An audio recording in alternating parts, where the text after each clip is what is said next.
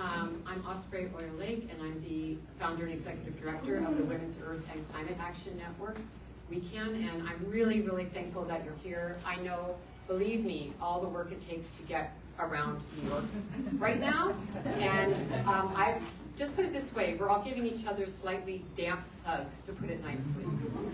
So thanks so much for coming, and also to the speakers who are taking their time, all of these amazing women leaders who are, you know, really the heart and soul of our movements are here. You're going to be hearing from them.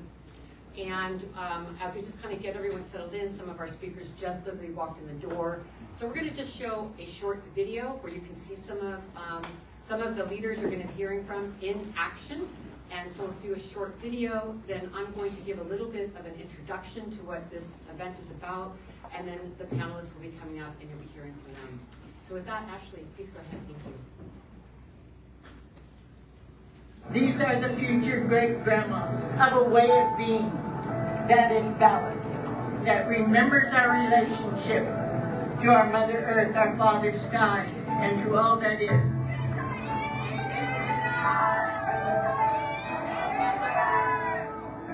Frontline women and global advocates are building critical strategies for national and international divestment from harmful extractive industries, while also calling for justice and accountability from financial institutions and governments. 60 of the largest banks in the world have put $4.6 trillion into fossil fuel financing since the adoption of the Paris Climate Agreement. And a report by the UN Environment Program found that governments still plan to produce more than double the amount of fossil fuels in 2030 than what would be consistent with limiting global warming to 1.5 degrees. We're asking, where is the government regulation? Where are the political leaders standing up to the fossil fuel industry?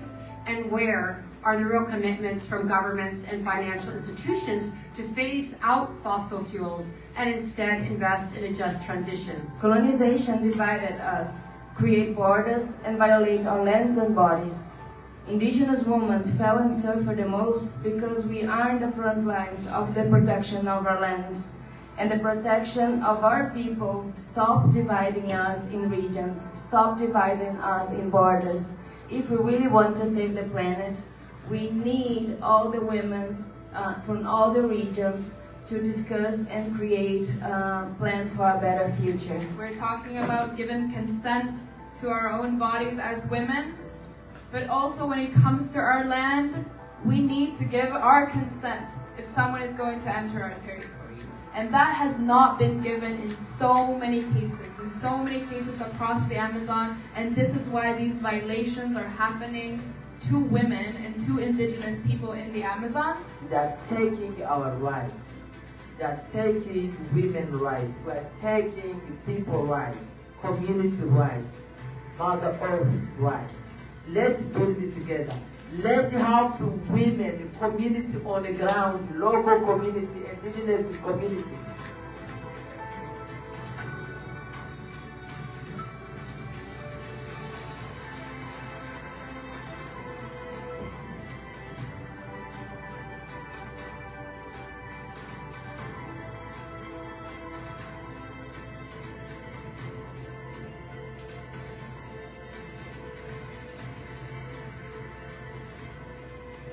In our territory, they are killing the air, they're killing the water, they're killing the earth, they're killing the forelegs, they're killing the fins, and they're doing it with their poisons that they amplify, because those are natural things, part of natural law that belong inside our Mother the Earth.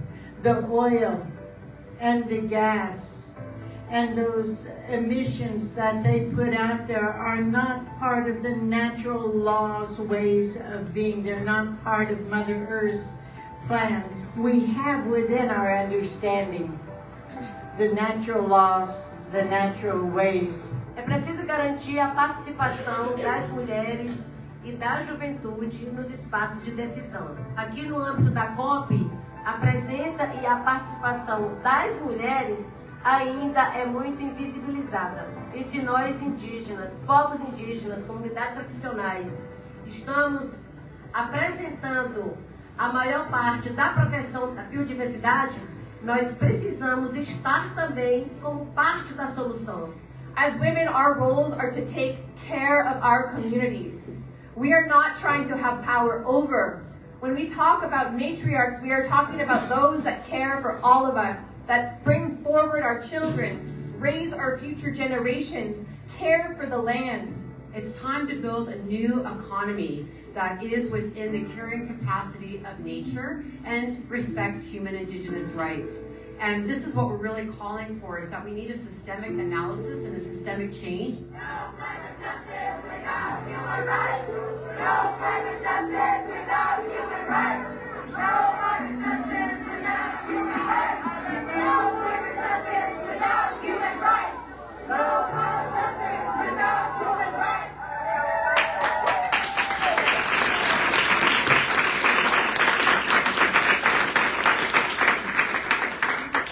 So that was from, if you hadn't figured that out, that was from COP27. And those numbers in there have increased, of course, unfortunately, since then. But just wanting you to see some of the women in action as we start our time together today. So right now, as you know, we are specifically meeting in New York because of the UN Secretary General having hosted the Climate Ambition Summit today, right across the street here. Some of us were inside advocating and doing our work there. And this is now in a lead up to COP28 and really addressing the climate emergency at even a deeper level. I want to also honor that we're here on Lenape land, and I'm very thankful to the Lenape people who are the original people of Manhattan. I also want to take a moment to thank our incredible organizing team who have put countless hours and heart and soul into putting these events together, and I particularly want to thank Catherine Quaid, Ashley Bardaughter, and Harriet Sugarman of Climate Mamas, and also our wonderful volunteers who are here helping us, and particularly Natalie, who is back there, who brought a feast for everyone, and we really want to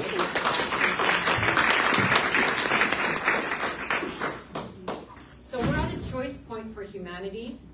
And we know from the IPCC reports confirming what we already knew to be true, that with no significant action, the climate crisis will continue to escalate quickly. I think just the last few years, all of us are so aware of the fires, of the droughts, of the floods.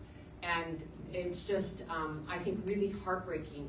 I know where I live in California right now, where my home is, my housemate was telling me, she's back locked into the house because of the fire and the smoke, and how damaging the air is right now. And this is like how we're living, and I know people have it much worse than I do. And yeah, it's just to say, this crisis is something that Mother Earth is making us definitely wake up to at this point. It's not out in the future anywhere. So we know that solutions exist that can mitigate the worst impacts of the climate crisis, and that women, feminists, and gender diverse organizers are in fact leading the way. I won't go into the stats on that, but you can look it up, which is why we have a women's organization, because we know that women are key to moving the dial forward. And it is code red for humanity, and we are drawing a red line to say no more sacrifice people and no more sacrifice zones. This is a time to unite together to build a healthy and just future we know is possible for each other and the earth. And this is why we say that we have climate justice, because we don't want anyone left behind.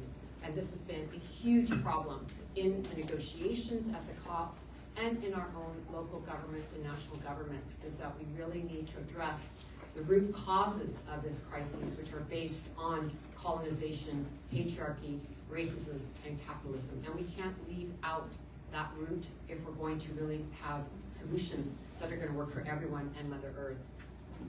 I also want to today honor women land defenders, and just to highlight the role of so many cases of women literally putting their bodies on the line to protect their land, to protect their forests, to protect their waters. And too often they don't get mentioned, but we know from Global Witness and others who are reporting that the rise of violence and threats against land defenders is also increasing. And so this is something I want to also mention, that there is really a historical connection between the violence against women and the violence against our Mother Earth. that we can't ignore, and it has to be healed, and it is also part of how we got into this crisis. So I just want to take a moment and have you join me in celebrating and standing in solidarity with our movements around the world, and especially these very courageous land defenders and water protectors. So right now, it's really critical to radically imagine a world that we know is possible. I say this because stability in the current system is faltering. I don't think I need to explain that to anyone, whether it's talking about fighting for our democracies, or fighting for our environment, or fighting for our communities, or fighting for social justice. But when you see this kind of instability, this is actually a time where new ways of thinking, visioning, and being can come into being and have a considerable impact. Even ideas and policies that seemed too radical before can actually have an opportunity right now because there's a crack in the system. Importantly, the pressure and insight of global people's movements are central to pushing forward transformative and bold leadership right now, because we do not yet have the politics in place to tackle our interlocking crises.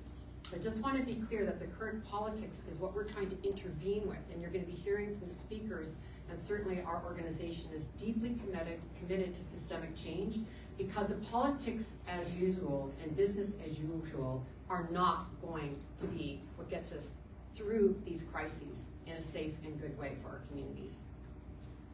So we need to draw upon the knowledge and leadership of Indigenous, Black, and Brown, and frontline women, and feminists, and activists who already are deeply engaged in solutions and actions. Our call to action is for gender justice, racial justice, upholding Indigenous rights and rights of nature, calling for a just transition, and immediately keeping fossil fuels in the ground. This is an ongoing agenda for people on the planet, and it's an urgent call for all of our survival. So we are calling on governments to respect the rights also of freedom of expression, and this goes back to me mentioning the land defenders. One of the things that we're seeing is in countries around the world, here in the United States as well, the right to express ourselves and have peaceful protest is also being challenged right now. And we want there to be a call to immediately halt the criminalization of land defenders, whose efforts are actually central to a climate just world, because it is that push, that very fierce push from the ground, that allows us to also be heard through the thick walls and the thick minds of the old systems. And so I just really want to also have a shout out to the fact that we're needing to really collect, to continue to be able to have freedom of expression and hold nonviolent demonstrations. Yeah, and with that, I just wanted to say that you know, we're here in the very title of this particular event to say women are ending the era of fossil fuels. Women are ending the era of fossil fuels. And when you walk out here, I want you to say, in your mind, yeah, women are here to end the era of fossil fuels.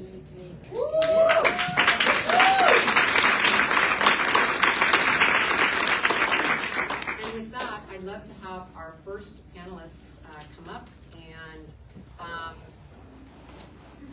that will be, we're going to have Farhana Yamin, if she would please come up. She is a coordinator, Climate Justice and Just Transition Donor Collaborative from the United Kingdom.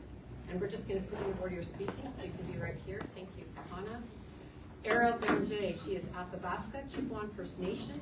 She's the Executive Director of Indigenous Climate Action from Canada. Thank you so much, Ariel. Then we'll be hearing from Sharon Levine, who is the founder and president of Rise St. James in the USA from the Gulf South. Another fierce fighter. I'm telling you, these ladies are the ladies, okay? I'm serious. And then we'll be hearing from Zipporah Berman. She's the chair of the Fossil Fuel Non-Proliferation Treaty, also from Canada.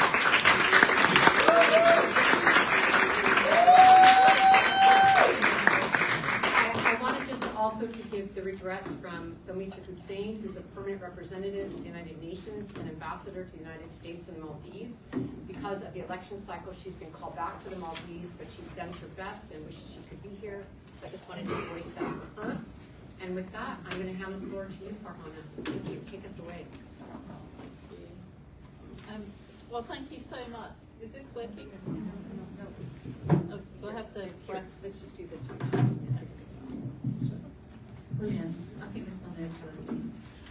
Thank you so much. I'm so thrilled to be here. I think this is like just the third year or whatever in a row that I've really enjoyed this space that you have here, just opposite the UN, where it's totally dominated by friends and allies, especially women and Indigenous leaders and wisdom keepers from all over the world, which I wish was the case also on the other side.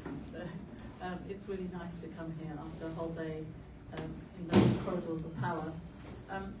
My sort of 7-8 minutes, I'm going to focus a little bit on the way in which in the last 32 years I've fought against the end of fossil fuels, vested interests. So actually, I fell in love with the UN process back in 1991 when the Climate Change Convention was being negotiated, and we were coming here to negotiate what was then the very first treaty that the international community put in place, the 1992 Convention. And then after that, we started the process for what became the Kyoto Protocol at COP1, which was in Berlin in 1995. And that was put in place in 97, came into force, sadly did not command universal assent, mainly because the fossil fuel industries killed its prospects by actively campaigning in the US, ensuring that it was seen as a poison chalice by developing countries as well. And then we had basically a decade of negotiations to get what we have in place, the Paris Agreement, which was adopted, as you all know, in 2015. I sort of take that slightly historical stance because it's not that we forgot to phase out fossil fuels. It was really, really difficult, and that even getting wording on such as energy efficiency to improve energy in the very first protocol back in 1994 that we submitted, and all of that was deleted. You know, that was all deleted, even something as basic and as simple as energy. So just efficiency on its own didn't make any sense, so out it went. So I'm saying that now because there's a new warrior group of people championing very explicitly and demanding, and you know, many of the panelists are here for that. But you know, you're standing on the shoulders of many decades of effort, which have deepened our commitment, made sure that we are not on a 5 or 6 degree pathway. Because sometimes it gets very depressing being here, and then I have to remind people we were on a 5 to 6 degree plus pathway, and we're not near 1.5 right now, but we will be, because the other thing that's changed in the last 30 years is the economics of energy production, and the economics of clean energy, and the economics of energy efficiency, and the way in which we design and build and want to live with each other is much better, and we can outcompete and have that essentially access to clean energy in ways that we couldn't sort of imagine. So I do want to sort of say messages of hope. There are always things that, you know, stand sometimes too far back, especially, as I said, I spent an entire day listening to what I hoped, you know, we would have hoped that leaders around the world would have come forward with real commitments. But in fact, it was the smaller countries and it was states and regions that took the limelight today as real leaders who are phasing out greenhouse gases much faster than 2050, by the way. Many of them 2030 or 2040. Very, very large economies are doing that. So we are making progress. Today I sat through a government-mandated workshop on loss and damage. Well, those words were toxic for 2 decades. Again, back in 1991, the Alliance of Small Island States that I acted for put forward an insurance proposal. Insurance in quotes, because we knew that we would never be able to get the word compensation or loss and damage in there for decades. And in the end, there is a mandate for that. There is a fund that's going to be established. There will be a final decision in Dubai on this process, which we have won and fought for collectively. And never let anyone in this room forget that fighting collectively, bringing our movements, our diplomats, our smaller countries in alliances really, really does work. It really works. It's slow, it's painful, it's difficult. it takes decades where it shouldn't, and you know, it gives me great joy and it gives me great hope. And the reason I'm here is because it gives me great hope that, you know, you're all doing this work together, and I don't want you to ever think that it has no impact. It's just slow and annoying and hard, and we've got to do it with even more fervour, with even more commitment, because essentially we are winning. We are winning, and we've now, in my view, got to make the switch to creating a world that is visible and joyous and spells out what an amazing future that we have, and that's already here. So in the last couple of minutes, I think I've got, what am I doing now to end fossil fuels? Well, I've done a lot of diplomacy, I've done quite a lot of activism, I've done a lot of policy work.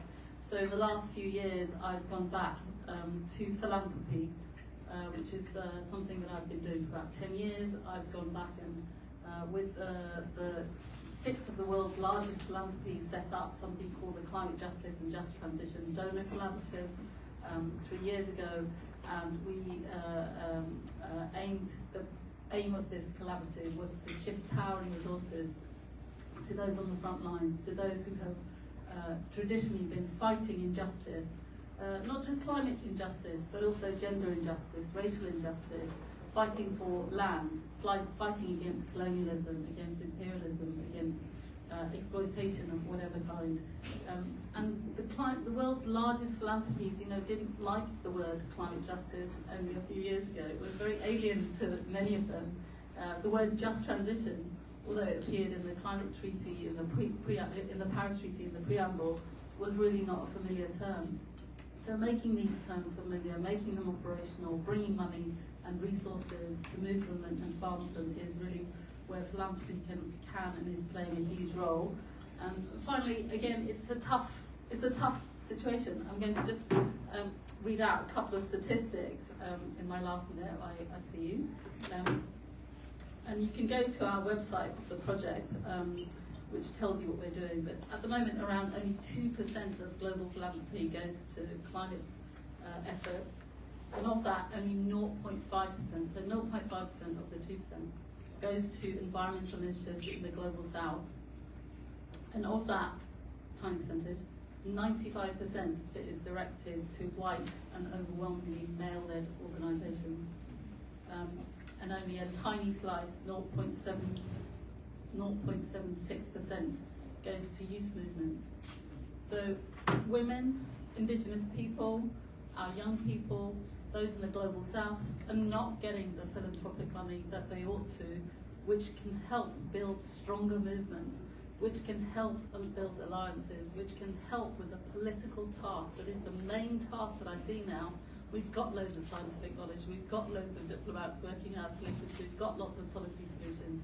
What we need are the alliances and the movement building to create and sustain all of us in this last push to really topple out a very intertwined and linked set of vested interests that are upholding a very deeply divided and very exploitative system. So I think that my little bit of the piece right now is to make sure that, you know, the young people sitting here right in front of me do not want or have a difficult time as I did, for example, as many of you are finding, and that the money flows, but more than money, the power starts to shift, and that's, again, philanthropy represents, I think, the epitome of what capitalism is. So if you start to shift power and mindsets in philanthropy, you're also changing some of the paradigms that we need to change. So thank you very much. Thank you so much. Giving me the floor. Thank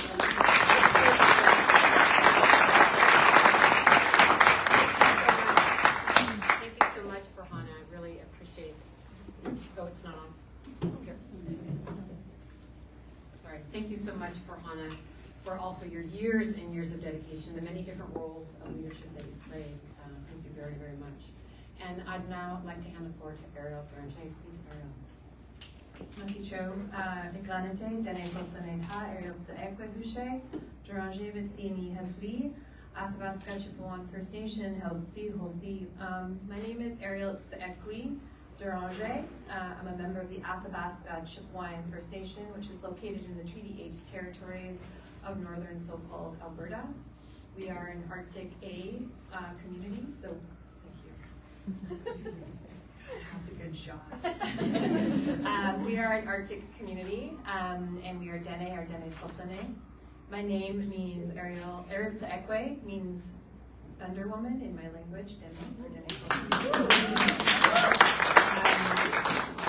My uncle, who was a knowledge holder and medicine keeper, said that I was given that name so that I could step into my role as a spokesperson for my community.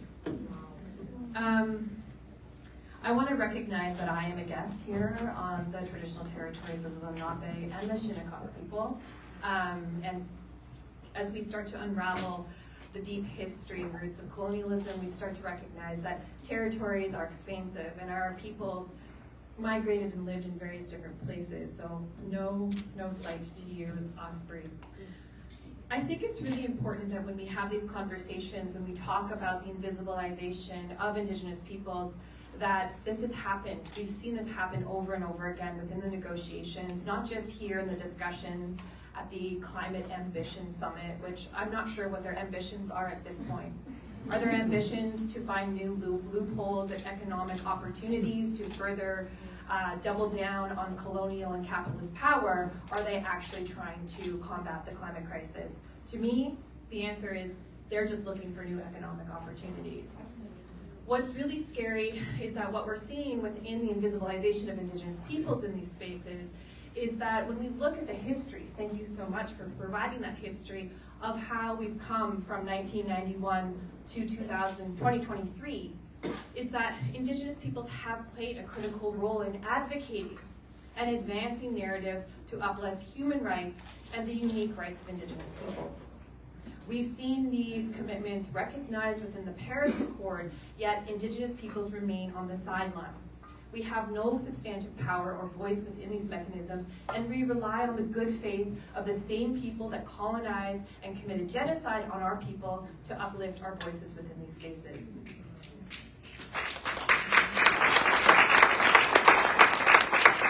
If we look back to the Rio Summit in 1992, we often think about all of the state colonial leaders and people that advocated in those spaces, but we fail to recognize that before the summit, Indigenous peoples gathered to develop the Carioca Declaration, which highlighted the need to recognize the interconnections that humans and Indigenous peoples had with the natural world, and that we needed to take steps to integrate those value systems into addressing the climate crisis. We didn't need to look at the climate crisis as an economic crisis and reduce this to a mathematical equation of finding ways to reduce GHGs. And here we are in 2023, where things like nature-based solutions, which is simply the co-optation of those values that we advocated for the last 30 plus years, being turned into economic opportunities and carbon market mechanisms. This does not reduce emissions at the source. And this is a major problem when it comes to the rights of women. In communities like mine, where we are downstream from the largest industrial project on planet Earth, the Alberta oil sands, we have seen this firsthand. We have seen the increase of violence against women. We have seen the increase of human trafficking. And we have seen the increase of murder and missing women in our territories. And these are all coming along with the imposition of man camps and workers that are coming to extract the oils that don't just create emissions, but poison our lands, poison our waters, poison our air, and destroy food security and food sovereignty for the Indigenous peoples that have been living there for thousands and thousands of years. If we find loopholes that allow us to commodify GHGs and not actually reduce emissions at the source or phase out of fossil fuels, it's not just Indigenous communities that will be at risk, it's women's lives. I know too many people in my community, 1,200 people, a remote northern community, and we have 4 missing and murdered women that traveled out of the community down into these areas and went missing. I remember traveling with a documentary filmmaker to go to a site, and she was a woman of color. And when we got to the gates, they said, "Are you here for the boys?" This is what we're up against. So if we don't have radical action to phase out of fossil fuels and end this insatiable need for fossil fuels and corporate greed, then it will be Indigenous communities that will continue to be the sacrifice zones. it will be Indigenous women's bodies that are destroyed. We can no longer afford to debate the merits of what it means to transition energy systems, and we have to be talking about it from a human rights approach and an Indigenous rights approach. What I found most alarming today is that of all these G7 nations and leaders that have signed on to the Paris Accord, committing to upholding human rights and Indigenous rights, not one of them mentioned either. Last week, we celebrated the 16th anniversary of the UN Declaration on the Rights of Indigenous Peoples, and not a single person from the G7 country mentioned this commitment. We can no longer afford to be invisibilized in these spaces, and we need to have a voice. When we look at the composition of the delegations that go to the climate negotiations, like the COPs, when we look at the civil society, we look at the largest civil society delegation, we all know who it is. It's oil and gas lobbyists. But do we know who the second largest delegation is? Does anyone know? It's Indigenous peoples.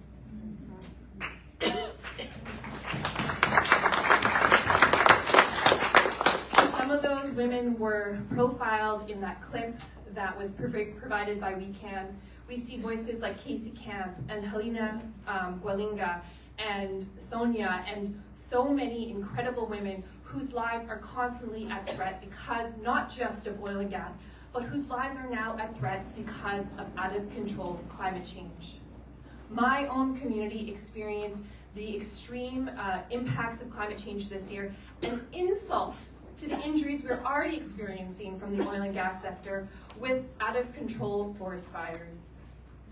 I come from the Peace Athabasca Delta. This is a wetland. This is a UNESCO World Heritage Site and a wetland, and it was on fire.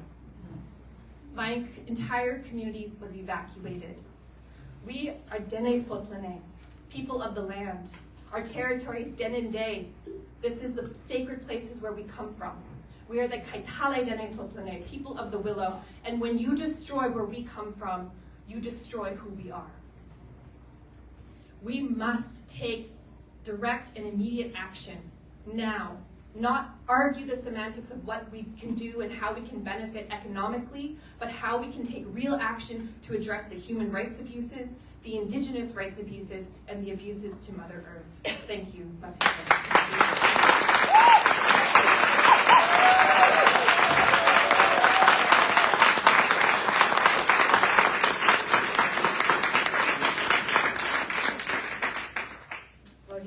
Your name explained it. Thank you so much, Ariel. And just to support Ariel's comments also, because I know some people don't know this, and I know we talk about this a lot in our movement spaces, 80% of all the biodiversity left on Earth is in the lands and hands of Indigenous peoples. So let that also couple with the comments that Ariel made of the importance of recognizing the rights of Indigenous peoples, as she stated. It's all of the things that she said, but also remember that when we're fighting for Indigenous rights, we should be doing it just because it's the right thing to do. We should be fighting for Indigenous rights and human rights, but it's all of our survival. All the forest, all the water, all the biodiversity is in the hands and lands of people who know how to live with life.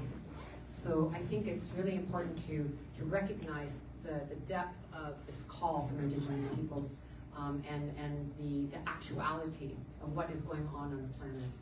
So thank you so much. And now I'm very honored to hear from Sharon Levine. Thank you so much, Sharon, for being with us. Miss Sharon Levine, as I've learned. Thank you, Ariel, for that wonderful story. It makes me want to cry just to hear your story, other stories that I've listened to. My story is similar to yours, and it's very sad. Osprey, thank you for having me. And I don't know who's going to do the slide.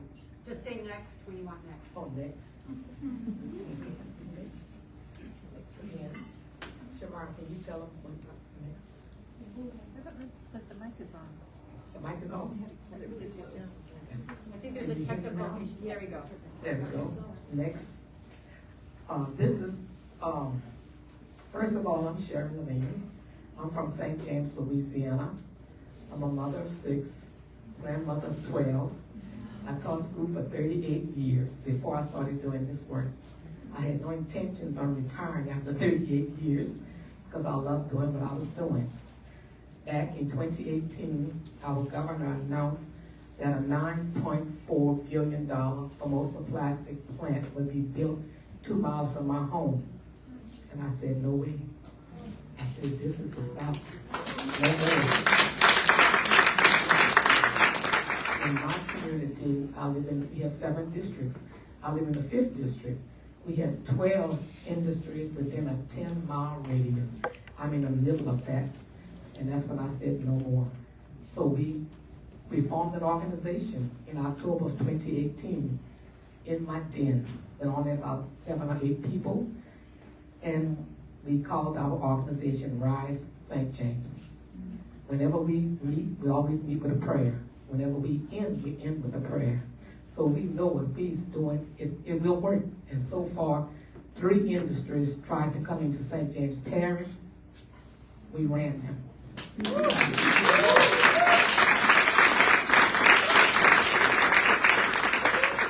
Prior to us starting Rise St. James, we didn't know that our public school would be closed. We didn't know that. That happened in 2014. The governor approved it, the parish officials approved it.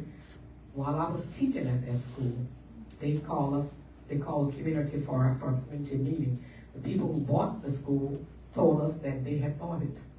Our parish councils, school board members, we didn't know it at the time before they bought it. And the man told us that there was nothing we could do about it because it was already sold to them. And we cried. Teachers cried because we had to go further to another school. They built another school in another district. We had to drive further, and it was heartbreaking to see the school that I graduated from. The school that I was teaching in was gone to industry, the Koch brothers. So that was the first letdown that we found out about. And then we said, why don't we fight it? And the organization that I was in, they said we can't fight it. I didn't know we couldn't fight something. It was wrong. So that gave us that willpower to go forward. So after we started Rise, we started to fight. Next slide, this is our councilman that voted for Formosa Plastics to come into his neighborhood, not far from me. We can walk to each other's houses. He voted for this industry to come next to me and to him. Next slide. That's when we went to, that was one of the actions we had when we were talking about fossil fuels. Next slide. Next slide. Next slide. Yeah. Next slide. Next slide. Next slide. I'm going to get to my point. That's why I said next slide. Next slide. Next slide. Go to Louisiana. Let's go to Louisiana. Yes. Next slide. Next slide. Next slide. Sorry about that, too. But we did a toxic tour last week. There we go. That's Louisiana. On the background, you can see the tanks, the storage tanks. We have like 125 storage tanks in my neighborhood within a 10-mile radius. And sometimes they leak oil. And after Hurricane Ida in 2021, one of the tanks were leaking. The people that own this company, they didn't report it to our parish officials. So I did a video. Somebody came from Texas, we did a video. Then 2 weeks after the video, they reported it to the parish officials. Next slide. And the area where I live is called Cancer Alley. I don't like that because I shouldn't have to live in Cancer Alley. Everyone is getting cancer, getting sick and dying. I don't like that, but that's what they named our area, Cancer Alley. It's an 85-mile stretch between New Orleans and Baton Rouge, and it's filled with like 150-something industries. Next slide. This is the site where Formosa Plastics plan to build their $9.4 billion industry. Formosa Plastics did not report to the parish official that they found grave sites on that property. It's against the law to build an industry next to a grave site. The grave site is where our ancestors died and were buried. And so these are some of the facts about Formosa Plastic. That's our fact sheet right there. It tells you about the chemicals that they're going to be emitting in the air. They give you a picture, a graph of where they're going to be located, right next to people, right next to a church, and right next to a school. But Formosa Plastic don't care. They'll put it on top of the school if they love it. Next slide. And this is my home right here. That's one of the signs I made. St. James is our home, no Formosa. But when you pass by my house, you can see the sign. Next slide. These are the people from Taiwan celebrating with our governor, John Bell Edward. They were celebrating. We didn't know they were celebrating until that day when they showed it on TV. I was teaching school. My daughter called me to tell me that there's a plant coming next to you. I said, oh, no, it's not. And then that evening when I came from work, I waited for the news and I saw for myself. I was upset. I was angry. That was in April of 2018. October, we formed Rise St. James. Next slide. These are the 5 members of Rise St. James that was in my house that day when we formed Rise St. James. 2 members, they're not in the picture, 2 members passed away with cancer. Next slide. This is one of the marches that we had. We marched on both sides of the river, the east bank and the west bank of St. James Parish. And we marched from New Orleans to Baton Rouge to the governor's office. When we got to the governor's building, he went out the back door. Somebody said he went to a barbecue. So he didn't care about us. He didn't want to hear our concerns, and he still don't. This is a slide where we went to the gravesite, Formosa's gravesite, and the priest right there did a service, a mass, out there on the grave sites. Next slide. Then the next time we had one for All Saints Day, the bishop from Baton Rouge commemorated the grave sites of our ancestors. Next slide. We marched from Baton Rouge to New Orleans. We formed a coalition, and we called it Coalition Against Death Alley. We're still on the steps right there up the Capitol, and that's when the governor would not meet with us. Next slide. The administrator from EPA came down to see what we were going through, Michael Regan, and we were showing him some of the paperwork, and then he marched down the worst street in St. James Parish. It's called Burton Lane, and he saw for himself, and he said it touched his heart. But we still need them to do more to save our lives. Next slide. And this is when we went to D.C. on October the 25th of last year, 2022, and we declared that President Biden make this an emergency. He's not doing it. All right, where we are now, we fighting against Formosa Plastic. We went to court and we won.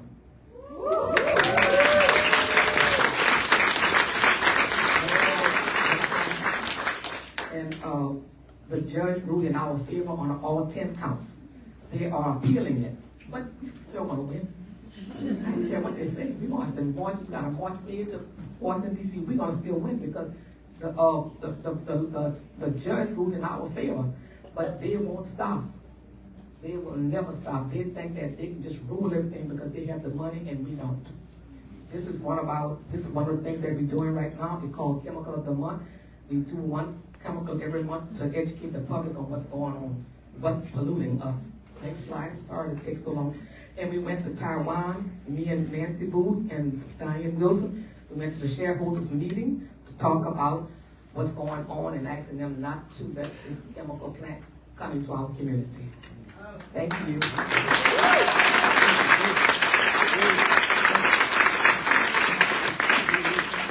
Thank you so much. I'm not sure I have the last slide. Sorry about that. That wasn't intentional. And it's really important to know, Charlene, as you saw on the slide, is a Goldman Prize winner. So I think she's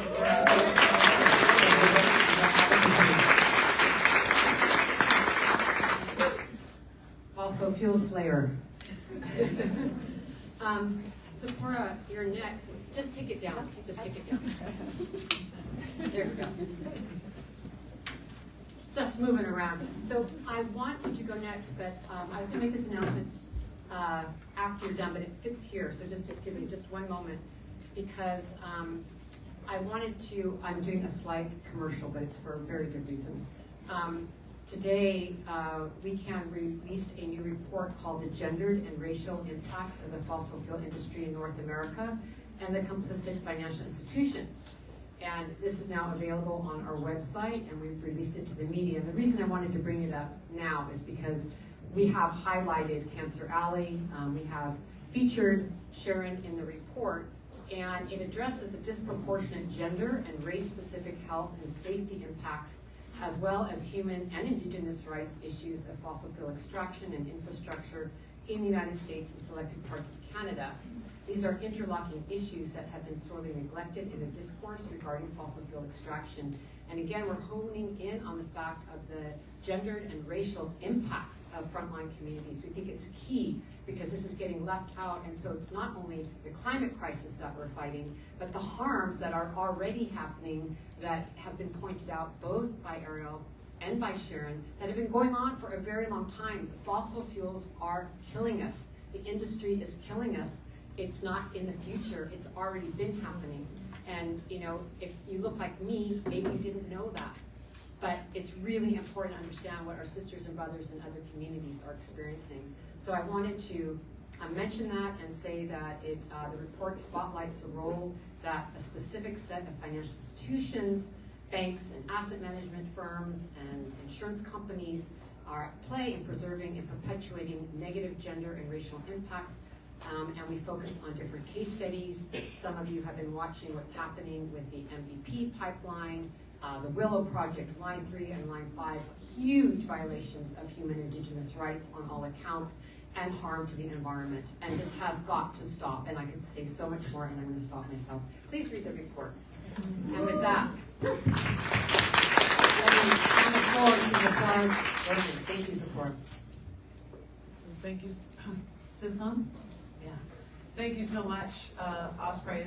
It's such an honor to be here in this room, and it's such a gift this week to go from inside there and then to come into this room and to feel your energy and see so many faces of incredible warriors in this room, and this incredible panel of so many of my sheroes.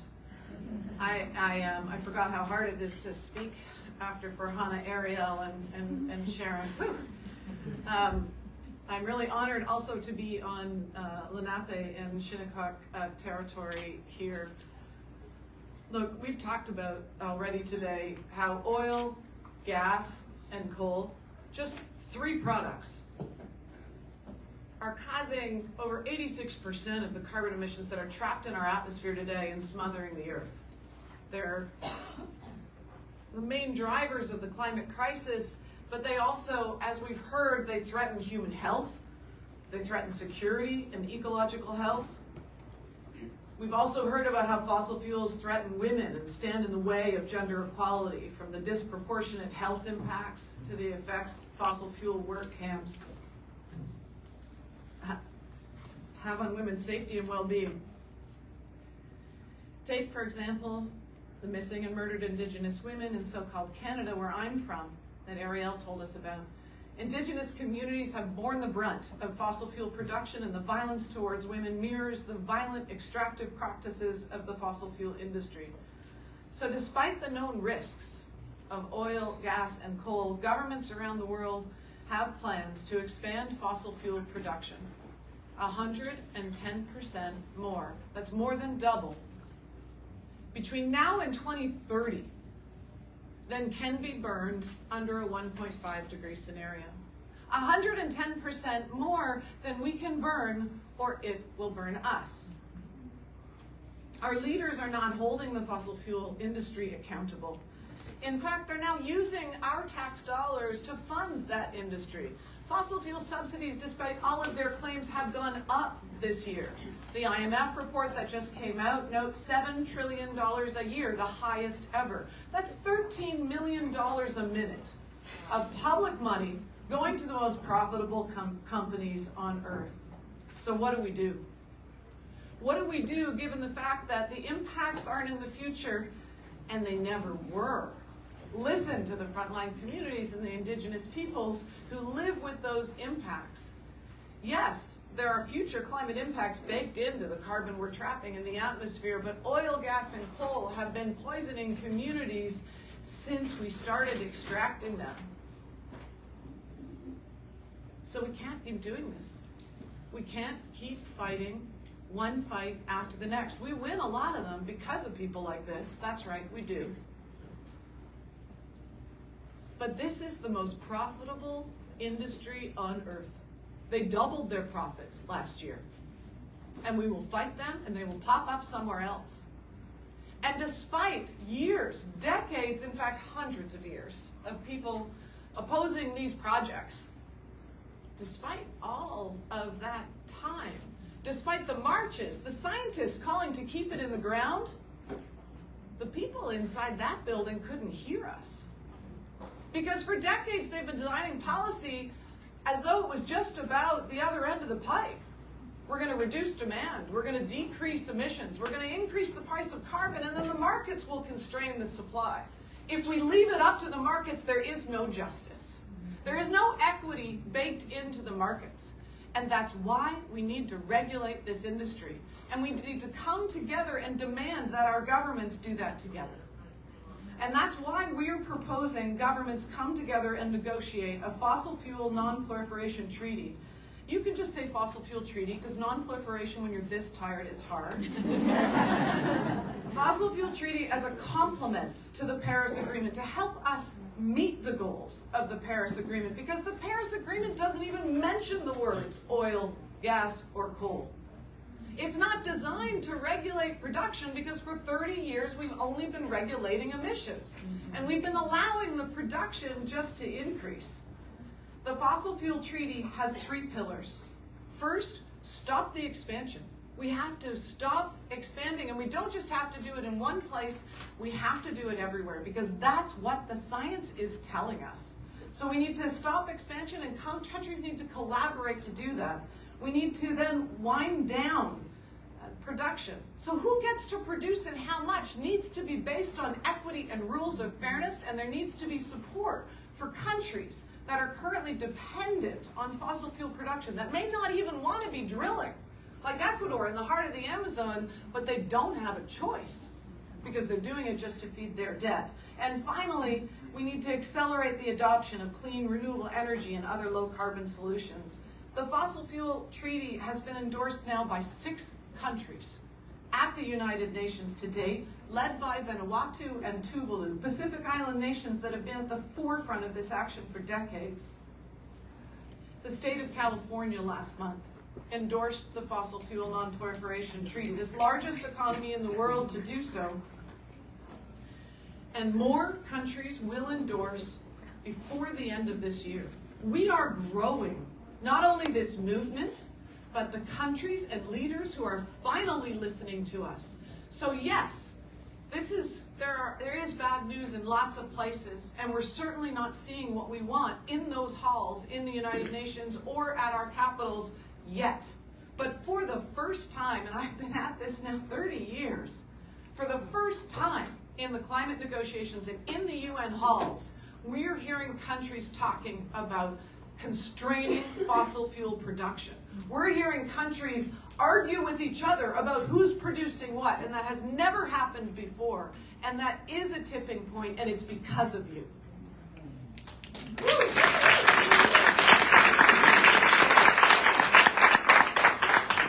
The countries that have endorsed are joined by the European Union, thousands of civil society organizations from around the world, from PowerShift Africa to Fridays for the Future, the Third World Network, and WECAN.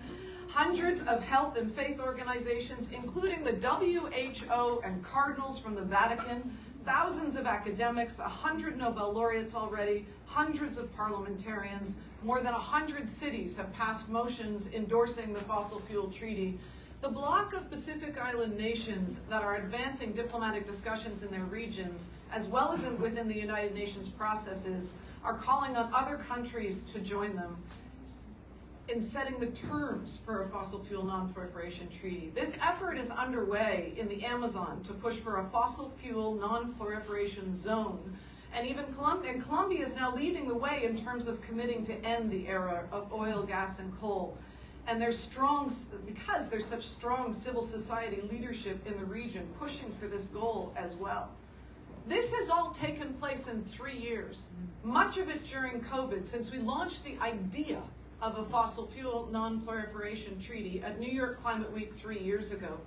The diversity of voices, women, Indigenous people, environmental groups, government, faith, business, health, from the global south to the global north, calling to end the era of fossil fuels is a big reason this initiative is gaining so much momentum. I think the world is finally waking up to the threat of oil, gas, and coal and the fossil fuel industry. And look, some say that this idea is too big, that it is too bold, that we don't have time. The world has negotiated many other treaties, landmines, chemical weapons ban, nuclear non-proliferations, in short time frames when we came together, when civil society came together, because together we are more powerful than apart. We don't have time. We don't have time for more of the same. Together. Together, from Louisiana to Fort Chip, from the Amazon to Argentina, from Nigeria to the Pacific Islands. Together, we are stronger. But make no mistake, this will take courage. People will say we're crazy. That's what happens when you're making history. And the great thing about courage, well, we know it in this room. Courage is contagious. Thank you.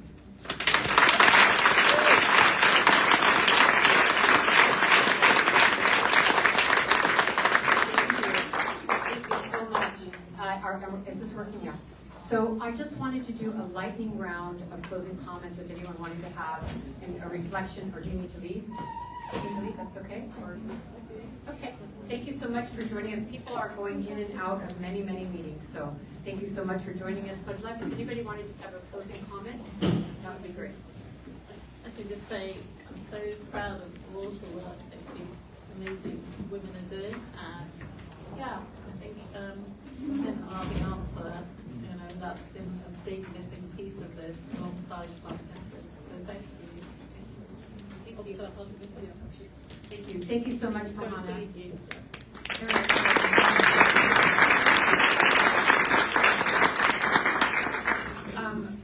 There's so much that I could say. I'm not really sure where to, some closing remarks, but I think some of the things that we need to recognize and understand is that we do need a collective movement. And we have to hold governments accountable, but we also have to recognize that when it comes to the Indigenous rights movement, that this is not just a civil society group or a stakeholder. And we have been, like, over and over again reduced to that. But we have unique, internationally affirmed rights that have been held up through the UN Declaration on the Rights of Indigenous Peoples.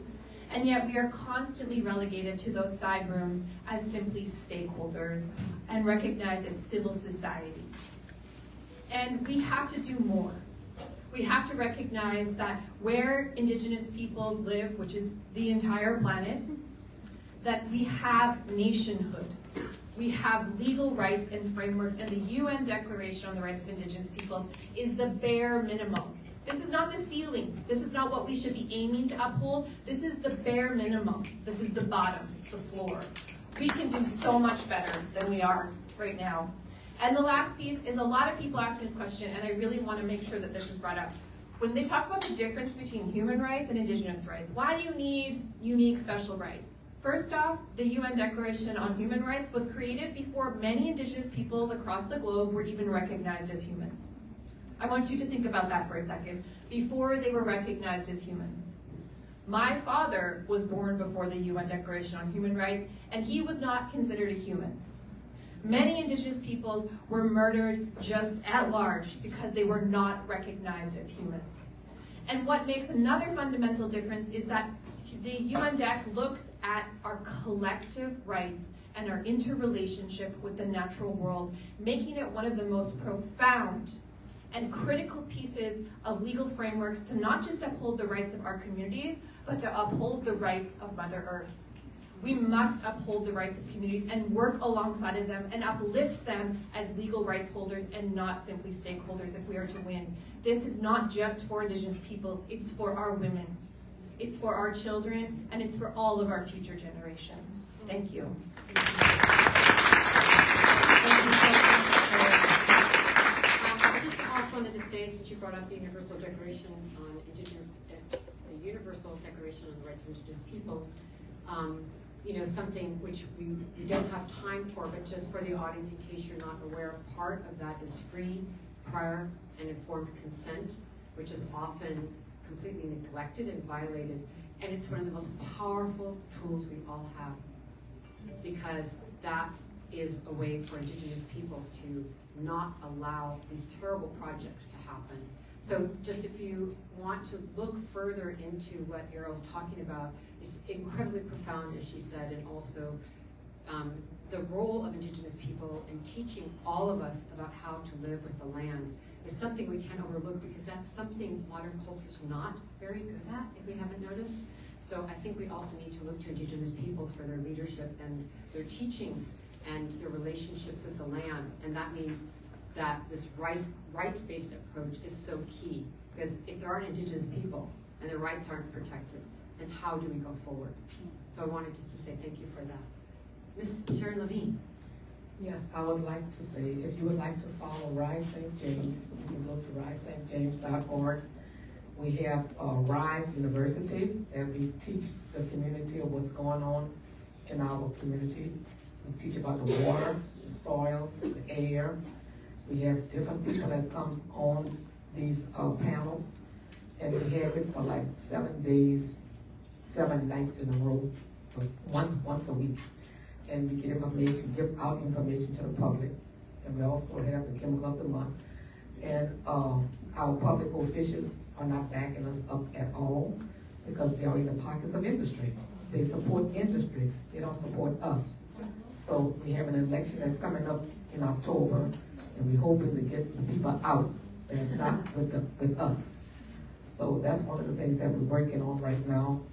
And we're trying to teach our children from young what's going on.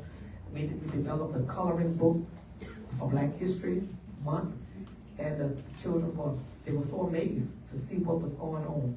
I think when you bring the children in, the mama and the parents will come in. Especially when you do things with the children, they can't get there without parents. So we use that tactic to get our mothers and fathers in. So, and we give back to the community. We have things, we had food, supplies, after Hurricane Ida. My community was devastated. My home was destroyed, the whole house was destroyed. And we trying to get it back on its feet. I'm in it, but it's still not completed. My insurance company dropped me, so I have to go to court on the 27th to try to get money to finish my home. And we always get back to the community, because we try to get the community involved. We give information to our communities. A lot of the ministers will not get involved because they are in the pockets of industry. So thank you for having me, and I'm so glad to be here. Thank you. Thank you so much for your leadership. And you know, if you want to know about community organizing, clearly Sharon is someone to go to who knows, you know, how to make the sandwiches, all the way to taking down the company, taking down the man. And also I want to acknowledge her family's here, and I know she signed up everybody in her family, and they're core to the team. Just wanted to thank you all for coming, and you know that we're here for you, Sharon. We're going to stand with you, and we're down the Gulf South with you, and thank you so much for being with us and for your powerful leadership. Thank you.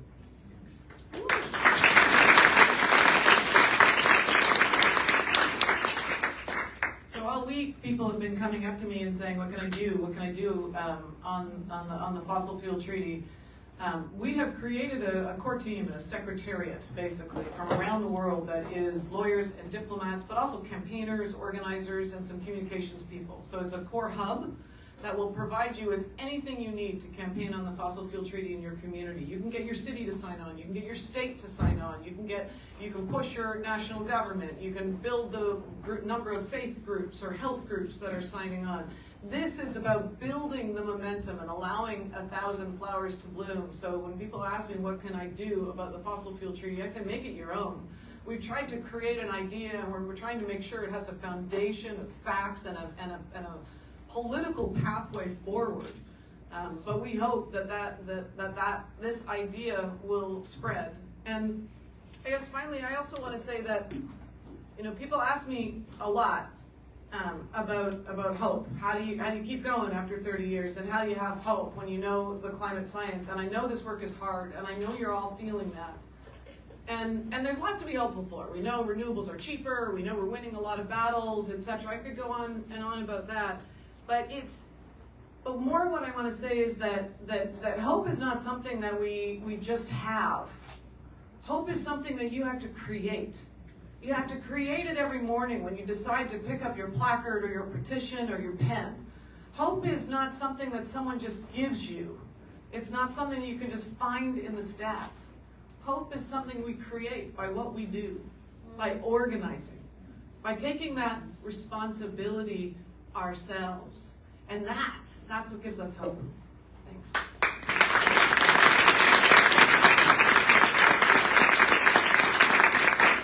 Thank you so much. And I really want to honor Zipporah's incredible leadership. She is the chair of the, I'll take this short, Fossil Fuel Treaty.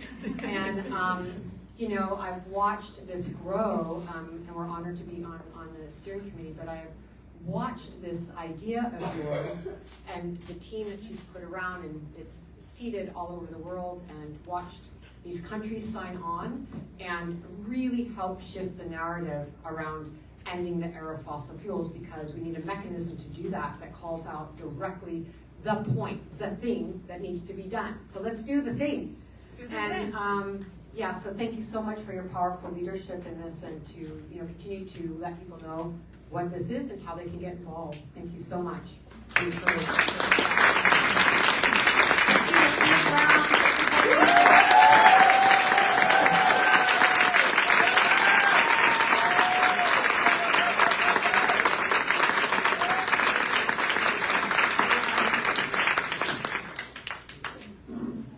Thank you.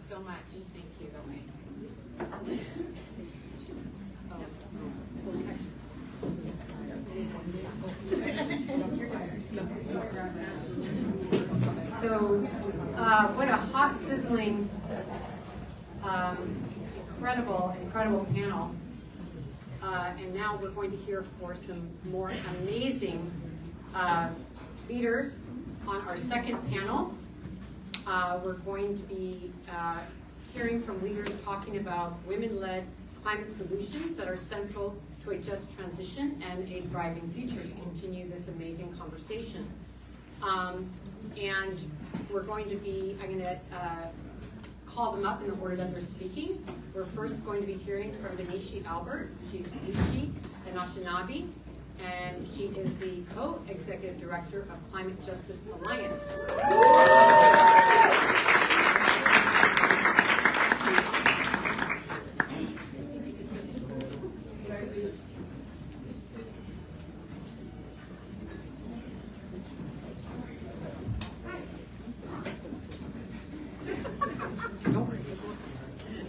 Then we're going to be hearing from Helena Balinga. She's Quechua from Seriaco, and she's an Indigenous youth climate leader from Ecuador.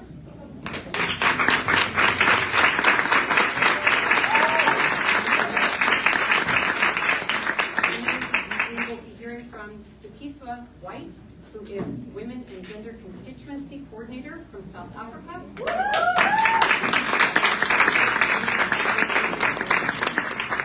And last but not least, someone dear and near, Casey Camp Hornet from the Ponca Nation, from Turtle Island, USA. So I tell you, excuse me. Sorry. We switched panels. We also have Elizabeth C. Yampier, she's Executive Director of Uprose, and she's from Turtle Island, USA.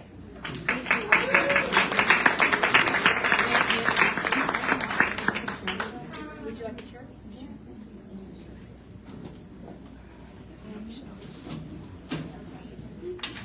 going to be hearing from leaders talking about women-led climate solutions that are central to a just transition and a thriving future, to continue this amazing conversation. cozy. Yeah, it's so good. That's why we do this. No, I do.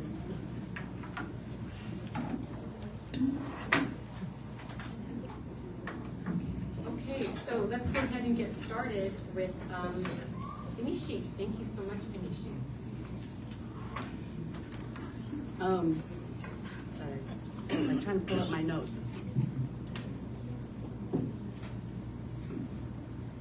Benishi Albert, ZTE, Ujihad, Anishinaabe, Kedan, Oklahoma, Hey, Dochini. Fasan, everyone, good evening. My name is Benishi Albert. I'm Yuchi and Anishinaabe. I come to you from the Yuchi Muskogee relocated territories outside of Tulsa, Oklahoma. I am one of the co-directors of the Climate Justice Alliance, a national organization that came together to make sure that frontline climate impacted communities' voices were heard both in their own communities nationally and internationally. And that organization is also led by 3 women of color as co-directors. And so, I wanted to, share a little bit, just listening to the other panelists in the previous panel and thinking about who is here at the table with me. I want to, you won't need me to share with you like the hardships that our communities face. There are lots of them. Many of you know of those. There'll be some more shared here. But I also wanted to take the time to talk about like what is needed and what is happening to make a just transition happen. Because in order to reduce and eliminate the harm that is happening to our communities, we have to have a transition away from fossil fuels as an energy source.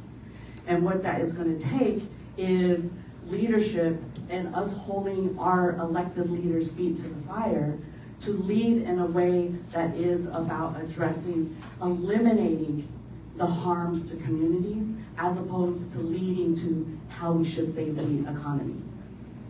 Now, I'm not to say that I don't support that, I do, because when I think about when the economy takes a downward slope, it's our communities who feel that hurt first. We feel that seriously, but right now we need a leadership that is able to lead from the place of how do we prevent people from being hurt, poisoned, and made sick and harmed in real ways that are happening now. And right now, we have a leadership that tends to lead from a place of how do we make sure that we can continue to profit, one, off of that harm, profit off of the damage of the effects of climate change, severe storms, wildfires, drought, famine, and how can we create mechanisms that support and we can profit off of that. And then it's also looking at how we, they're also looking at how like we can create systems of addressing climate change and how to like solve the problem of climate change through market mechanisms, which just don't work. They just don't work, and they provide a way for continued dependency on that carbon to exist, right? And we're also fighting back against a lot of like false solutions that are being put out there that continue to lift up and subsidize the fossil fuel industry. And so that's just a snapshot of what I think like needs to be undone or challenged in moving with the just transition. But despite all of those challenges, there are communities all across the country who are doing just the work that needs to happen for creating a just transition, for creating a regenerative economy, and doing the work that needs to happen. And they're doing that despite the support or lack of support from their government, right? And so, and some of those may even be shared here on this table. But that's happening all across the country. So the position, the approach that we've taken at CJA is how can we support that continuing to happen, right? How can we support the projects that are happening in New Mexico and in California and in Louisiana and Florida? Like how can we support the work that people are doing? One, to push back against industry harming and polluting in our communities, but also the work.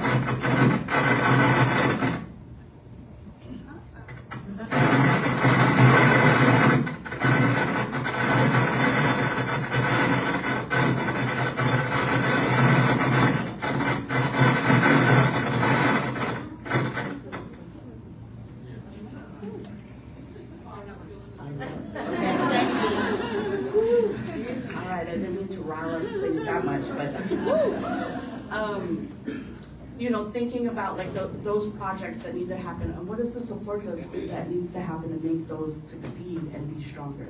So there's a couple of things that we've been moving, and excuse me, I should have used that time while that static was happening to line up with the rest of my notes. Is looking at what are the systems that we can put into place to make some of these things happen. So we are looking at how we incorporate art and support artists in our work, to lift up our stories, to create the posters and videos and documentaries that we need to do, but also to help us create joyful spaces, right? And so how we're investing in that, and some projects that we're doing around a partnership called the Creative Wildfire Project that we're doing with the New Economy Coalition, CJA, and Movement Generation. And also, how are we investing in those projects and building resources for that? And so we have what we call our Power Loan Fund. And how are we looking at both making sure that our those communities can access that resources, but also a place for philanthropy to like, hey, this is where stuff is happening, and raising the money to do that. We have a just transition finance training that we're doing annually to talk to people about what does just transition mean, what is it, what does that look like, and what does it look like specifically for your community, and how can you be building those relationships with other players in your community, including labor. And then we're also looking at how can we make sure that that philanthropy is also doing the work that they should be doing around investing in this kind of work, and not investing in false solutions, but investing in community-generated, community-held, community-controlled solutions. And so we have a Reinvest in Our Power campaign looking to raise $100 million that would go to community organizing and community-based solutions. And then we're doing some work around public monies. Like, people may stand in different positions around the IRA and that being a big investment into climate. It was also a pretty low bar. It was like the first real investment into climate, the climate crisis. But that money is our money. That comes from our taxes and our communities and the labor from our communities. And so we should absolutely hold accountable how that money gets spent. And we should hold accountable and do the work that we need to do to make sure that goes to community solutions, and not again to subsidizing and propping up industry for them to like maintain the status quo. And so we have a responsibility to keep doing that. So we have a public monies campaign that we're doing. And always, the organizations as a collective we have a membership of 89 organizations, national, local, community organizations, some larger formations, even a couple who sit internationally, who have said, we are gonna stand up and fight the bad. We're gonna push back against these policies that continue to harm our communities. But we're also gonna build the good, right? What does that regenerative economy look like? Because we can't have a just transition unless we know where we wanna land, right? And those solutions, those projects, that's the kind of scale that we need to be focusing on as a country, in that, you know, our country says, hey, we want to have these projects to do wind, solar, large scale, but what we need are thousands of small, locally, community-controlled solutions, and that's the investment that we need our governments to do, and that's the work that we're going to try to move and continue to move towards. Thank you.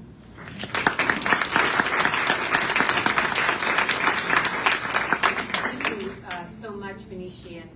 You know, I love the work that Climate Justice Alliance is doing. Thank you for your leadership. And, you know, the point that you made, you know, I think this is also approach that women and feminists are bringing around the world, as we always see these top-down, huge projects that want to happen, for there to be all these solutions that will massively move everybody, trying to do this one-shot-fits-all thing.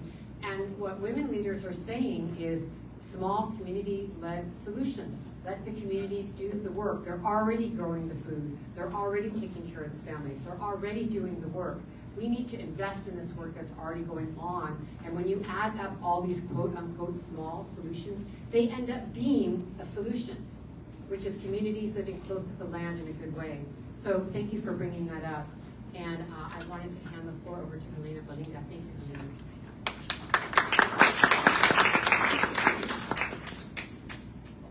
Hi everyone.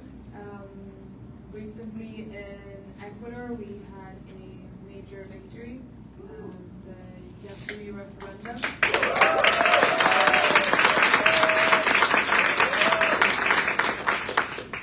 And before I go into talking about what just happened in the past few months and what it means today and what future kind of we're expecting or we're facing, I want to recognize that this the referendum, the making it happen was led by young people and particularly a group called Yes Unidos, and accompanied by and working with Indigenous peoples and the women of the Waorani Nation who fought for over 50 years to get their lands protected. So it's really thanks to them that this was able to happen. So for those who don't know, 10 years ago there was this proposal that the Yasuni National Park was going to be protected if rich countries gave money to Ecuador in order for Ecuador to protect this place.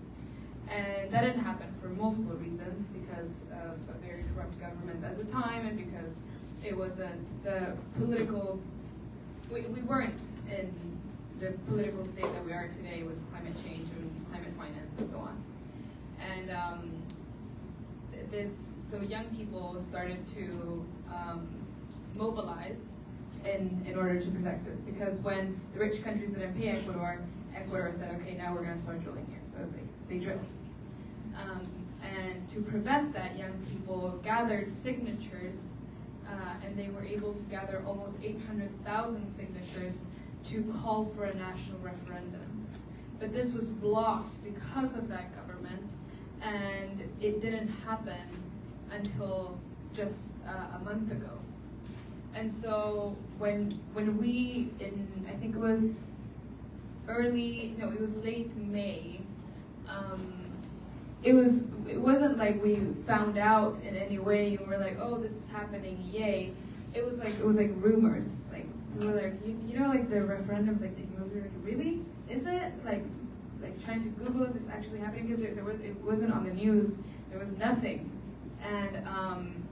And so when we realized that this is actually true is when we talked to the organizations that have been following this legal process during these 10 years, and they chose one of my friends to be a coordinator for our province for the Yes campaign, which was Yes to protect Yes Fleet, basically.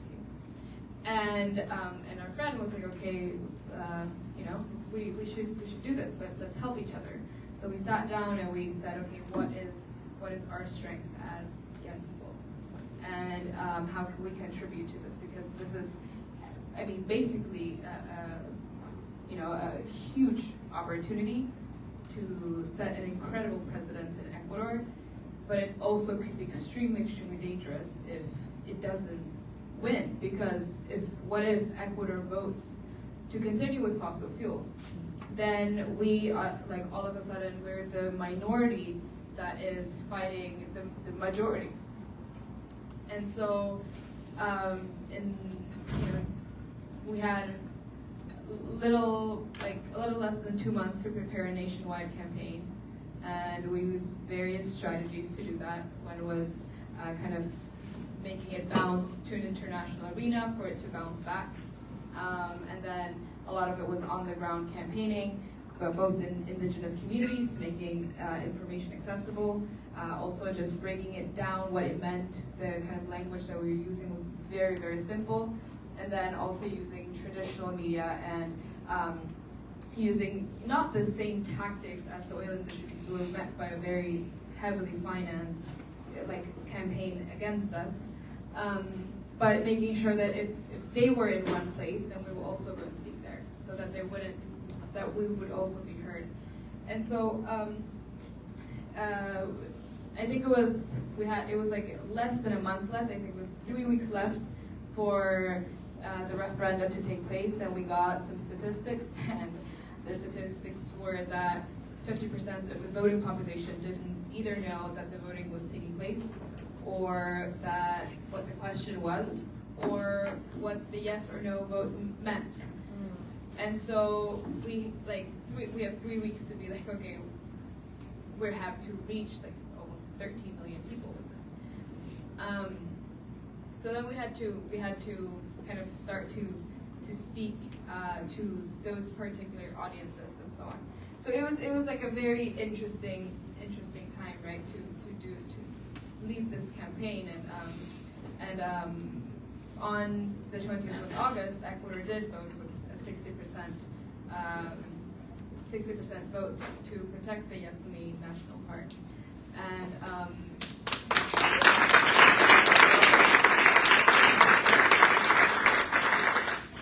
I mean, it was incredibly, like, I honestly don't really have words for it, but it's so amazing that millions of people in a country, especially, you know, taking into consideration the economic situation that the country's in, the wave of violence that we're experiencing, which is making people extremely just afraid, that people just went out and actually did vote.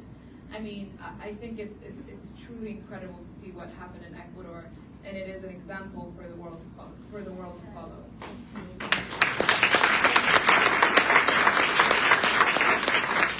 And now that we have won, there's definitely been some. The government has not been very happy with the results, and there's been leaked videos of them saying that they're not gonna listen to the referendum, and it doesn't really matter because they're leaving in the month that no one really cares about them anymore. But the next government, which will take office later this year, they definitely will have to work on that. And I guess what is really important here is that yes, Ecuador does this as a country and takes on a huge burden that we should not have to take on. What was being said before, that we have had to, the country has had to drill for oil in the Amazon because we are forced to, right? And then we choose not to drill oil, and then the country's going to be in a very difficult situation economically. And then it is actually the global community's responsibility to engage in that and make sure that this is a success. Because if this fails, then it will be much harder to make this happen again, both in Ecuador and in other places in the world. But I'm really positive. I think I'm optimistic of what we can do and what we can achieve. And I also think there might be some people that worked on the campaign here in the room, by the way. So if they are, give them an applause.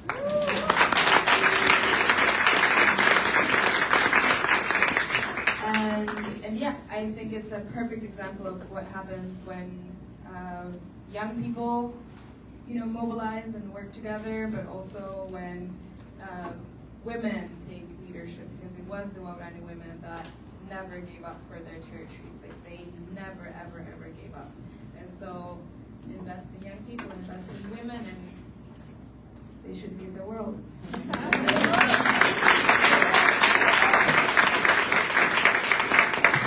you so much, Helena. And it's amazing, really, the leadership of the youth, Helena's leadership, and the power that of what has happened with rights of nature in Ecuador being in the Constitution, this Yasuni win. I mean, there's so much that we still need to win and fight for, but I think these really are examples for the world, and I think it's also the Indigenous women in Ecuador that account for a lot of this leadership. So thank you so much. And now I would like to hear from Elizabeth Pierre. She's Executive Director again of Uprose, which is an amazing organization that we have been watching do just phenomenal work. We're so honored to have you here. Thank you so much. Thank you.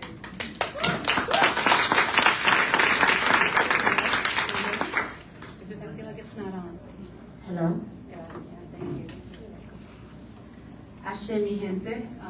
I am so happy to be here with you today for so many different reasons. When you came, I am, by the way, not only the Executive Director of Uprose, but I'm also the co-chair of the Board of Directors of the Climate Justice Alliance. I am also with New York Renews, which is a statewide coalition of 300 members across the state, moving the money to the front line so that we can move away from fossil fuel extraction, and a member of the New York City Environmental Justice Alliance. And when you came into New York City, you brought your struggle, you brought your stories, you brought your people. And you went to places where you may have seen the Statue of Liberty, the United Nations, and all of the bling that New York City has. You walked into the belly of the beast and you did not see my people. And my people are millions of people who are living next to highways, waste transfer stations, power plants, breathing in toxicity for generations. The global majority lives right here in New York City. And so I want you to know that, because what happens then is that there is this way of thinking about power, which is very much about self, about your needs, and not thinking that you are coming into a place where we're literally living in the belly of the beast, trying to make sure that we move away from fossil fuel extraction. We say in the climate justice movement that a transition is inevitable, but justice is not. And here, we are in this land that is indigenous, and I am Puerto Rican, of Black and Indigenous ancestry. My grandfather was Haitian, which is why my name is Jean-Pierre. And so I want to say that because I bring all my ancestors and everything into the struggle. We are in indigenous land that was built by Black people and sustained by immigrants. And I want us to make sure that we always tell the entire story when we're talking about we are part of the African diaspora. We look different and we ended up everywhere. And I want you also to know that young people have been involved since the Black Panthers, the Young Lords, the Brown Berets, the Black Lives Matter, the Civil Rights Movement, environmental justice, and climate justice. Our movements have always been intergenerational. We believe that young people don't lead and older people don't lead, that we learn across the continuum of leadership that that's what power looks like.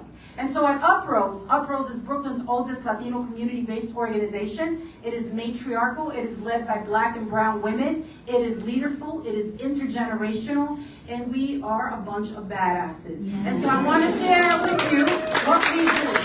We fight and we build. And so when a company like Industry City came in to repurpose the industrial sector to turn it into a place for the privilege, we fought with a community-led plan to push the decarbonization of a community of 130,000 people, where we are launching a community-owned solar array that will be owned by the community because we need to create community wealth. We made space for offshore wind and are making sure that that ecosystem that is coming from Europe and has no experience working with communities of color, that they center a just transition, racial justice, and equity, and that we provided them with those things, with those frameworks so that they know how to do that.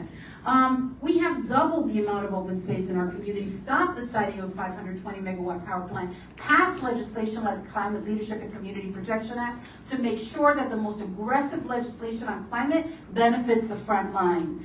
We have sent 4 of our young people to Antarctica and 3 to the North Pole on scientific expeditions because we believe that our young people are not at risk. We believe that they are at potential, that they are in their power because we were them once.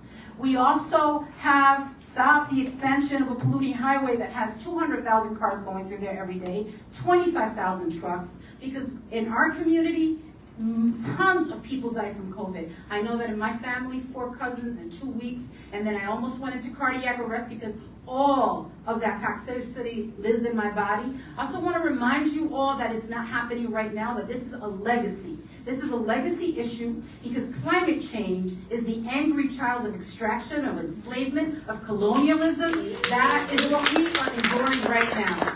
as people from the front line who were not responsible for creating this mess, it is now our responsibility to clean it up. And while we're cleaning it up, prevent the fact that our benefits, the things that we bring to our communities, become opportunities for those people who are the descendants of extraction. So we have to deal with all of those things. And so when you're in New York City, you are in densely populated communities that are living right next to all of the abuses of the fossil fuel company, living in the middle of the belly of the beast. So when the sister talks about small solutions, our community, 130,000 people, are putting out solutions that are going to benefit 500,000 people. Talk about scale, because we're always looked at as though we're small and not having power, but everything that is happening in this country is being led by the front line of the climate crisis, and we want you to know that, and we are in solidarity, deep solidarity with you. So we don't think about what's happening in the Republic of Brooklyn, we also think about what is happening in the Bronx, what is happening in Ecuador, what is happening in Brazil, what is happening in Honduras,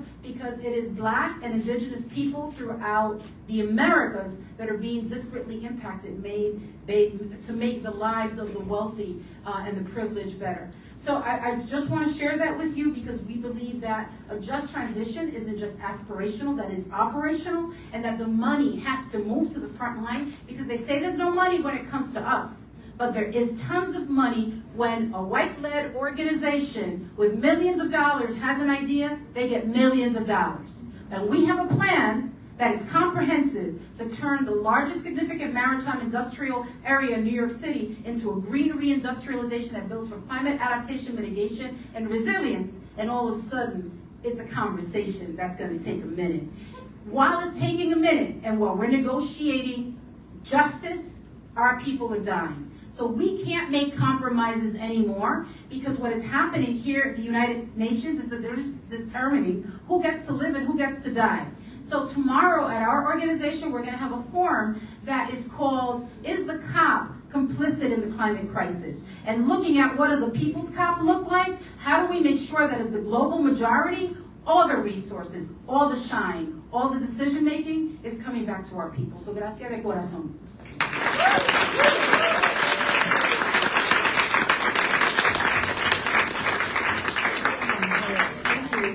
Is this on? Is this working? Is this working? Yeah, okay, thank you. Thank you so much, Elizabeth. Such powerful words and leadership. It really touches me so much to also have you get us grounded here in New York, you know, and for us to understand more what's happening right here for you and your community. And, you know, just thank you for your leadership. And I wanted to, before we pass the mic, you mentioned your event tomorrow. Could you tell people when, where, all those things? Yes, I just asked I'm her so to. happy. I'm so happy to share. So, you know, we're in Sunset Park, and the organization is Uplifts, and we're on 36th Street between 4th and 5th. And we're going to have a forum. You have to RSVP so that we know how much food to have. And then that forum is going to be followed. We're going to have a Muñeca de Oro from the Micronesia Climate Justice Alliance, and AJ Hudson, who is a scholar in climate justice. And then we're going to break up and have food. And then we've got a Grammy Award-winning salsa band and the best DJ in Brooklyn. And so, you know, we need to be able to embrace joy. And so, yeah, we're going to have the hard conversations, and we're hoping that this will give life to a different way of thinking about how the COP is not serving us and how it slows down progress and is a conversation that literally puts our people on the chopping block and determines who gets to live, who participate, who gets to die. That's not something we need to give them power. We are the global majority. We have power. We need to walk in our power, and we need to start these conversations. So, gracias, Moldupoy. Thank you. Thank you so much. So, you need to register on UpRose. Follow us on social media, and you'll see the little link. Okay, great. The link. Yeah. Well, that sounds like something we should all be doing, and thank you so much for your powerful words and the incredible work you're doing and bringing that to us here. And now I'm going to pass it to Kiswa White, who is a Women and Gender Constituency Coordinator.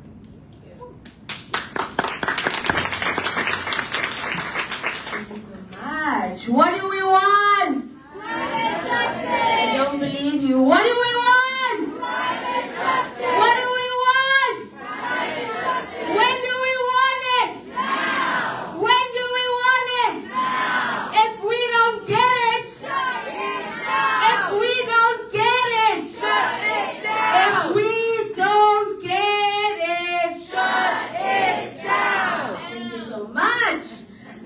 What powerful interventions by colleagues. I'm very pleased to be here with all of you co-conspirators of an alternative and just world that has gender transformation and human rights protections at its center. It feels a little bit awkward coming right after, the criticism of COP, which is rightfully, relevant as someone who comes from one of the constituencies under the UNFCCC, and I'm going to touch on that.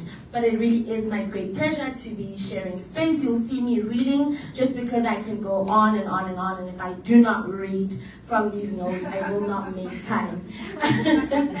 So I think it's when we insist on spaces like this to think and facilitate organizing together that we itch even closer to a gender transformed and climate just future, one that is centered around one, full of freedoms for all, social protections, and an economy of care that recognizes, values, and supports all of us.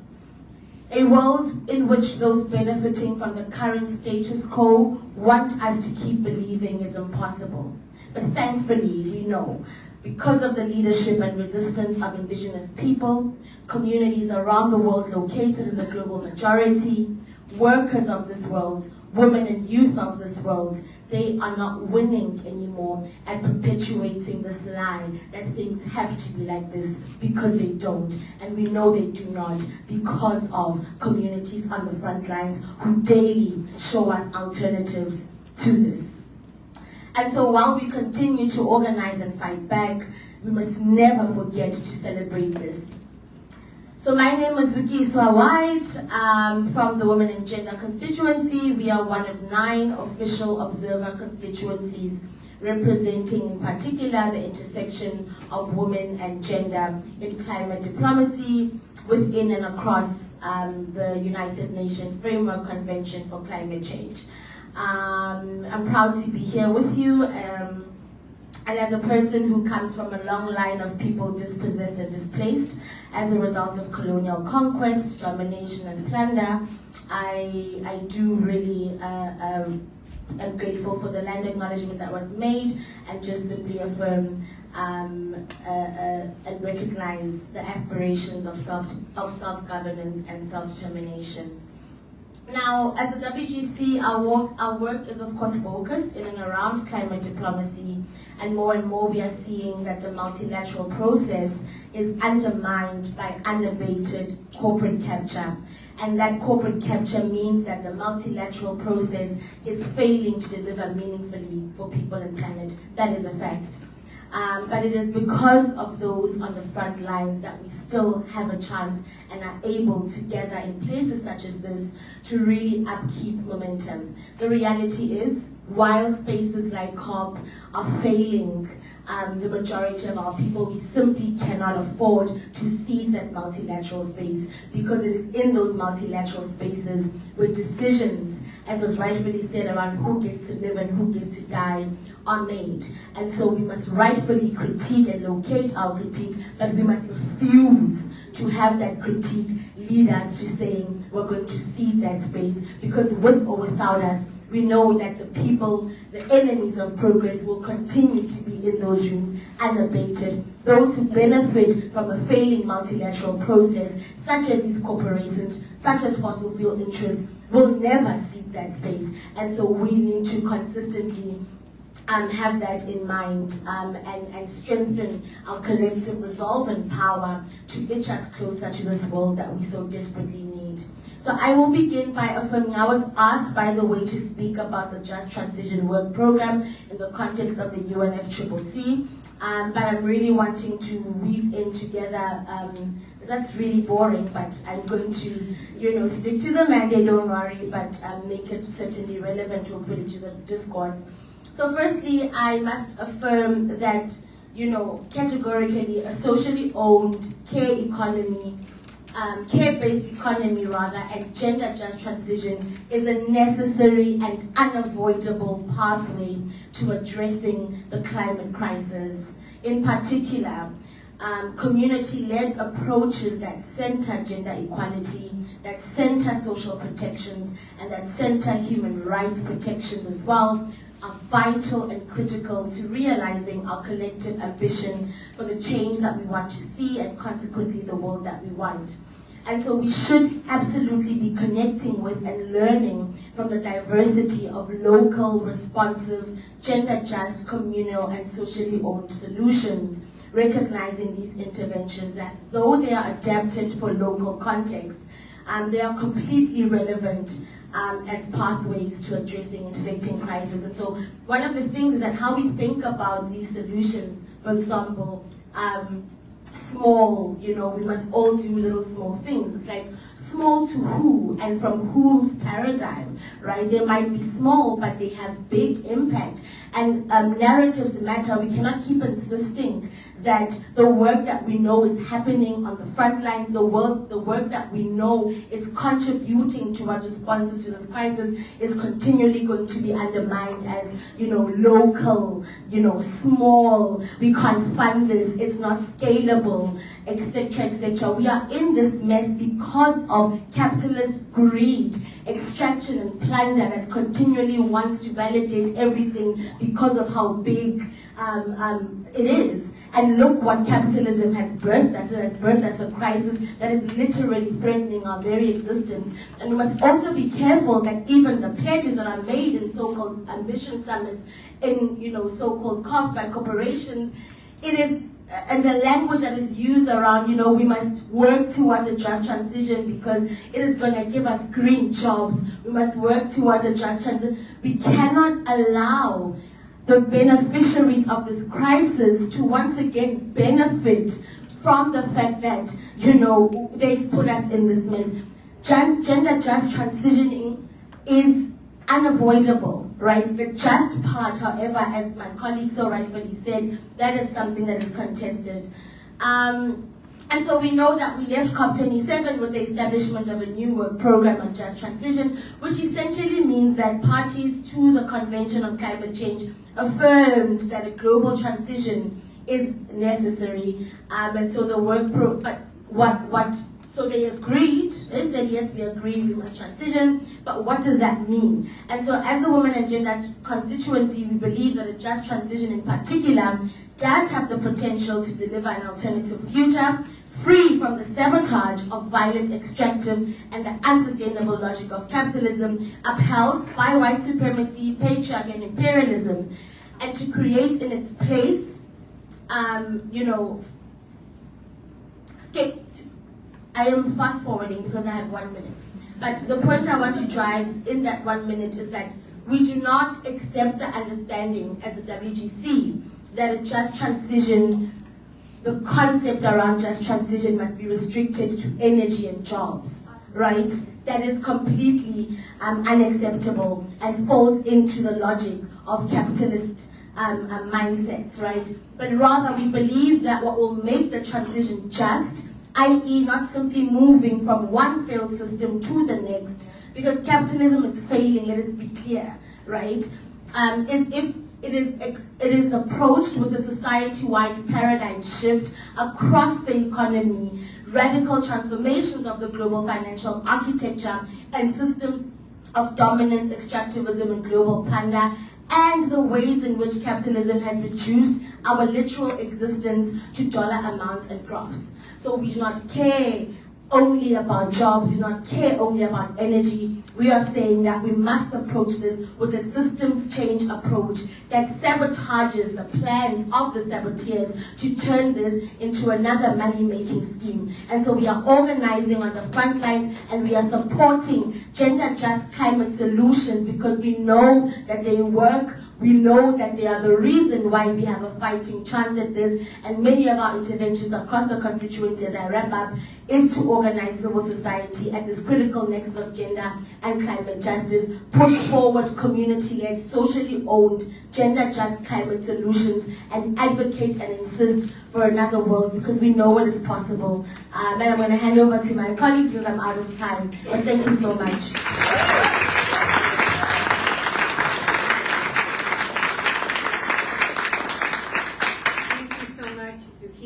And just beautiful articulation of what needs to stop and what needs to start. And also, we are, this panel is dedicated, as you hear all these powerful speakers talking about this just transition. And, the reason we wanted to do this panel is because all of them are talking about systemic change. Like, we don't want to just continue business as usual, and now we're going to have solar and be extracting, mining, and digging for minerals somewhere else, because now the privileged now want to continue as they always have been. This is not a solution.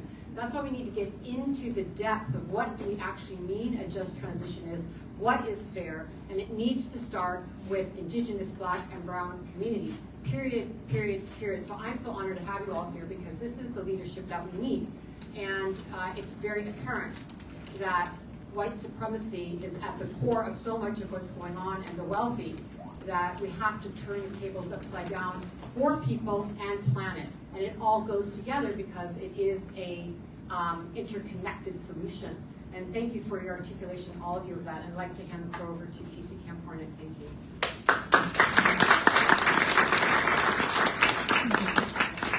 To the water. To the water.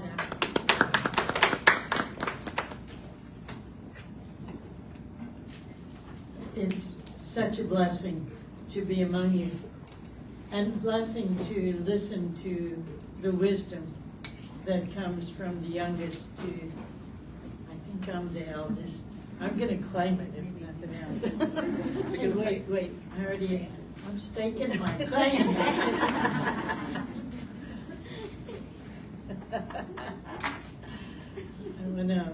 I want to add the thanks that I'm giving to the sacred water, because she guides this. She guides you. She guides us in our conversation.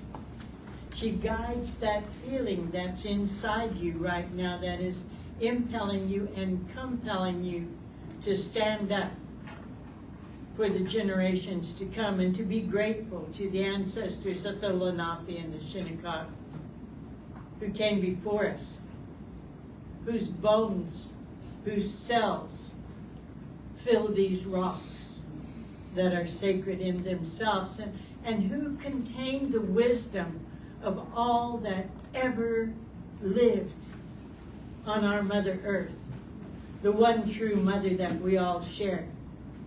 So I'm listening to these strategies and absorbing every one of them. Every one is very relevant and very powerful, very clear, and a path to follow. I'm also listening. I stepped outside in this little break, and I listened to the wind, and I touched the trees, and I burned some cedar and sage, and I poured some water in a shell. 2 young men came out and took part in that ceremony, because that's what we're walking today. We're walking a ceremony of healing, and we're talking about the kinds of power that are false and that are fleeting. The reality that we're living right now is because we, as a species that are part of all that is, have given away our power to the ego of killers, maniacs, and mass murderers.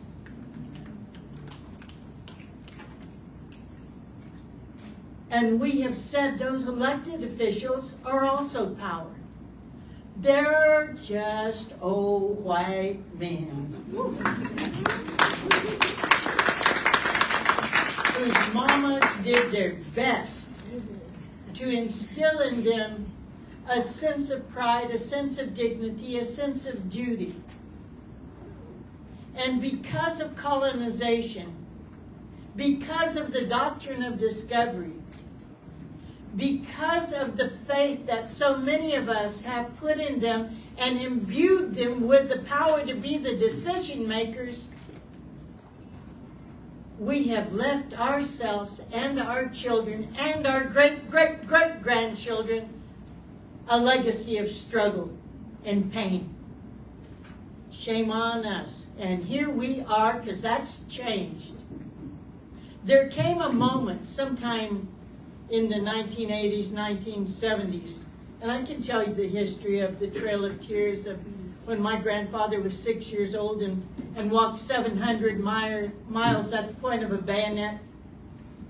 Because that happened. I'm his granddaughter. I could tell you about my mama being kidnapped from the grounds where our people were feasting into a boarding school where she was raped and beaten. But let me tell you instead about the time that her history teacher in that boarding school tried to tell a false history to her when she was 15 years old, and she stood up and walked around, grabbed that history book, and knocked her flat. And walked out of that door and went back to the blanket. That's what we are doing in this contemporary world that we're living in right now. First of all, let's recognize power. What is power? What is power? What is going to sustain life where we are right now? It's the Father, Son. That's power. Well, I think you guys call it solar energy.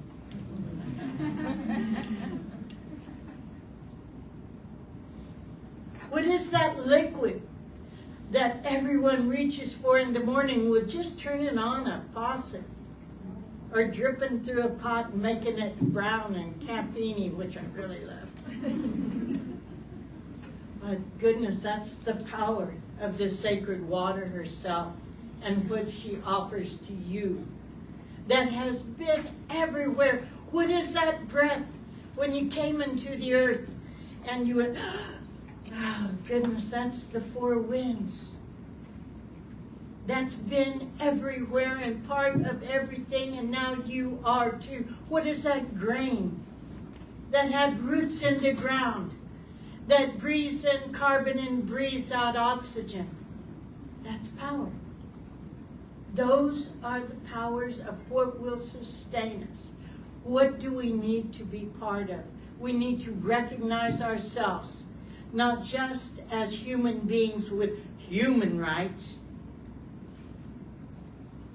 but as nature. And to protect the rights of nature.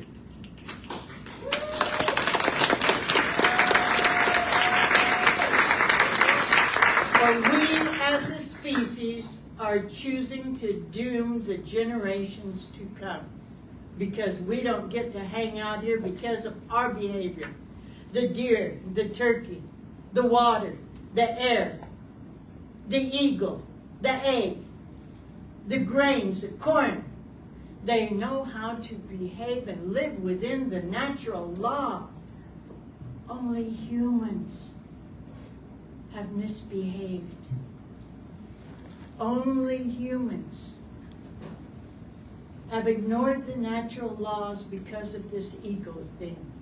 So all of these tactics, everything you heard is valid. And what else is valid? The natural laws. You know, working with WECAN, working with movement rights, talking about rights of nature, which is the largest growing environmental movement on earth right now, is something that we've enacted in the Ponca Nation of Oklahoma, where we have a statute, a law, called the Immutable Ponca Rights of Nature. It's already existed all the millenniums. We are now putting it into a text that is viable in Western law. The rights of the rivers, recently enacted. Also visiting with Osprey as we were walking through another kind of feudal cop session, I started telling her about how the Ponca at one time lived in earthen lodges, that the trees offered us of themselves, and we were caretakers of their young if they gave themselves to us to help us to build. The willow, we told them, we're good with you and we appreciate you, but this winter's coming. Would you join us in the building of this place? We'll care for your young when it comes up in spring. by the way, happy equinox. This is a moment of balance if we choose it. We talked to all of the elements to help us. And these lodges were made like 3 foot down because we were in the northern country of Nebraska and now called South Dakota before our forced removal. And then that place stayed cool in this summer, and it was good during this time of ice storms and tornadoes. And it stayed warm in the winter time when the sacred fire, a little spark from the Father Son, had offered itself to us. And we were caretakers of those lodges, the women, and went to the eldest daughter. So for the first time in about 200 years, maybe 180 years, there's an earthen lodge that WECAN has helped us to facilitate in Oklahoma that's being built by the men, by our warriors who have always walked in front of us, always lifted the heavy load, who have been displaced by the stupid fable of the white horse, the Prince Charming, I'll save you kind of attitude, where women then gave up their power and told a man to do something. In a balanced society, we take care of each other and know our strengths that we share. We don't look at those things that's called misogyny, or in the other flip side, misandry, as a proper way to be. It's the balance that we must attain again. And to attain that balance, we have to use all these strategies.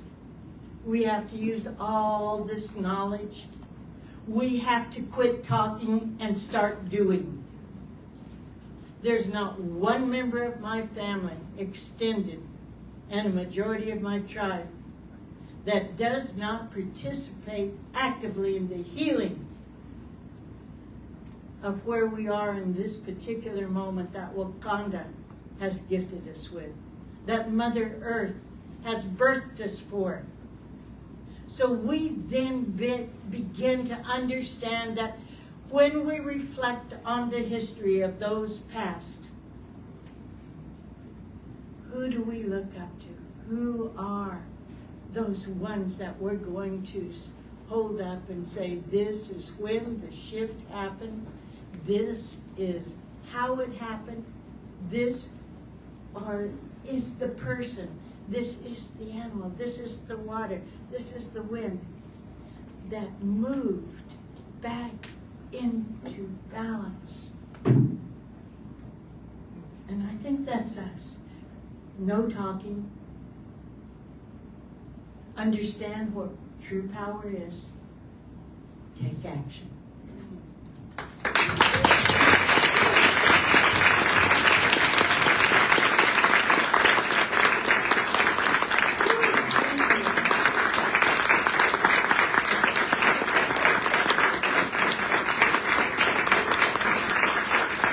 Thank you so much, Casey Camp-Cornick. Thank you for the powerful words and your vision and leadership. I think we need to do another round of applause, and then we're going to go through letting everybody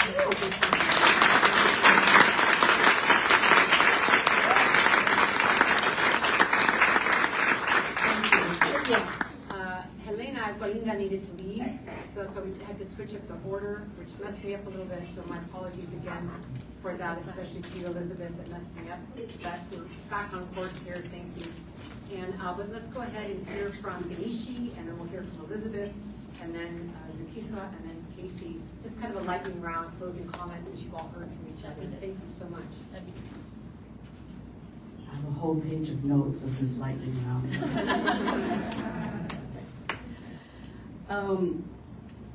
I just want to remind us that we live in a country, we live in a hemisphere that evolved based on extraction and exploitation. We have a whole economy that is based on that. So, when I talk about like the ideas of local community controlled solutions and what that can be and the opportunity in that, that is in direct contradiction of the history of this country. And there is a stronghold of folks who want to maintain that, who want to maintain the empire building that they continue. They started with land, they started with exploitation of people, they did all of that, and then they were like, oh, there's all of this stuff under the land. Now, that's where the empire building is happening. So I just want to remind us of that because Casey and I are in Oklahoma. We heard presentations from Louisiana. Folks who are in states whose states' economies depend on oil and gas, whose schools' budgets depend on oil and gas, right? So they're like, oh, you're telling us to like cease to exist. And I always try to challenge people to say, no, I'm not telling you to do that. I'm telling you to try to think of another way, because this way is killing people. It is killing people. And so when we think about the climate crisis, we often hear about like, oh, this is what's going to happen in the future. Communities have been dealing with this for decades. For decades of sickness, where Auntie Casey's from, there's been pollution there for decades. Whole neighborhoods who had to get cleared out, and then they put a fancy park on top of it, but they had to get cleared out because of pollution. Right? These are happening all over the place. And so I just want to remind us that's a challenge before us. But the power that we have is, despite all of that, people are growing food in their communities. We have spent the last few years of building relationship with each other. And when lockdown happened, people found ways to provide support for each other. And they built off of those relationships. They were like, this is how we're gonna source the care, the medical care people need, the support that people need. Those are the powerful things that are happening. And people are taking that to the next step. Here's how we can generate power. Here's how we can generate food for our community. Here's how we can provide different modes of transportation. Like, people are doing that, and that's the power that we have. And, you know, I just want to say that we're here, I don't know, we're, you know, right here behind us. The Climate Ambition Summit. It's like, I mean, I think Ariel said it earlier, it's like, what are they being ambitious about? And in all honesty, this country had not been invited because they didn't have the goals, standards that were required to be part of the Ambition Summit. Like, I think Biden was here anyway. I think he was here anyway. But the US did not have the goals set and the commitment set and the action set to be able to even qualify to be part of the Ambition Summit. He was here anyway because we're in the US and whatever. He ran on a platform of being a climate champion. And action after action after action shows the otherwise. And we have the responsibility, whether we voted for him or not, we have the responsibility to hold any elected official accountable to do what we need them to do.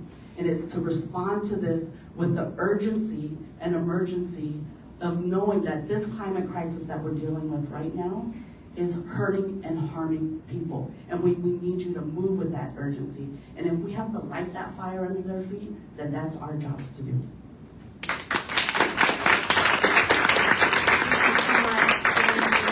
Thank you for your powerful words and leadership. It's an honor to have you here. And now we'll be hearing from Elizabeth. Thank you. I have one mic.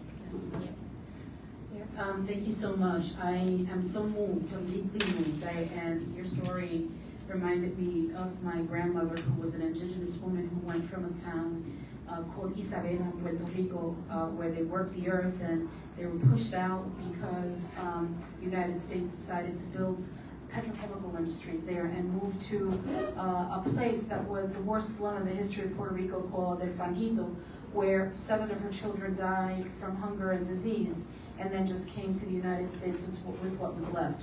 So I want to share that because this is who we are. We are the descendants of extraction.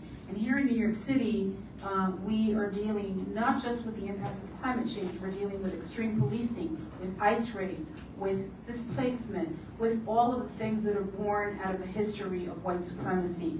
And so when you tell people that are struggling at all those levels that now we also have to deal with the tornadoes and superstorms and everything that's coming, it's pretty overwhelming. And when you were speaking, I was thinking about the fact that I grew up in Orisha traditions, right? In Yoruba traditions, where Yemaya is the mother of the ocean, and Oshun, the sweet waters. And Elegua is the same as Kokopelli, right? We all have the same belief systems from the global south. And so I share that with you because I come from a tradition that honors the mother, where we give back to the earth what it gives us. And here we are in this concrete space where we are trying to navigate our way through all of the impacts that have come out of a legacy of terror that has been hoisted on our people. But I do believe that if we reclaim our traditions, that is the path to how we are going to be able to survive and thrive in the face of climate change. I really do believe that. And I believe that because we've known that, we need to reclaim that, we need to remember it, it's in our DNA, our bodies remember, and we need to also make sure to remember that even our nationalities are a creation of colonialism. And so when you have people in the Caribbean and other places being competitive instead of collaborative, those are things that we learned from the people who oppressed us. And we need to decolonize, start speaking a different language, and reclaim who we were before they made us into what we are. So gracias, Shay.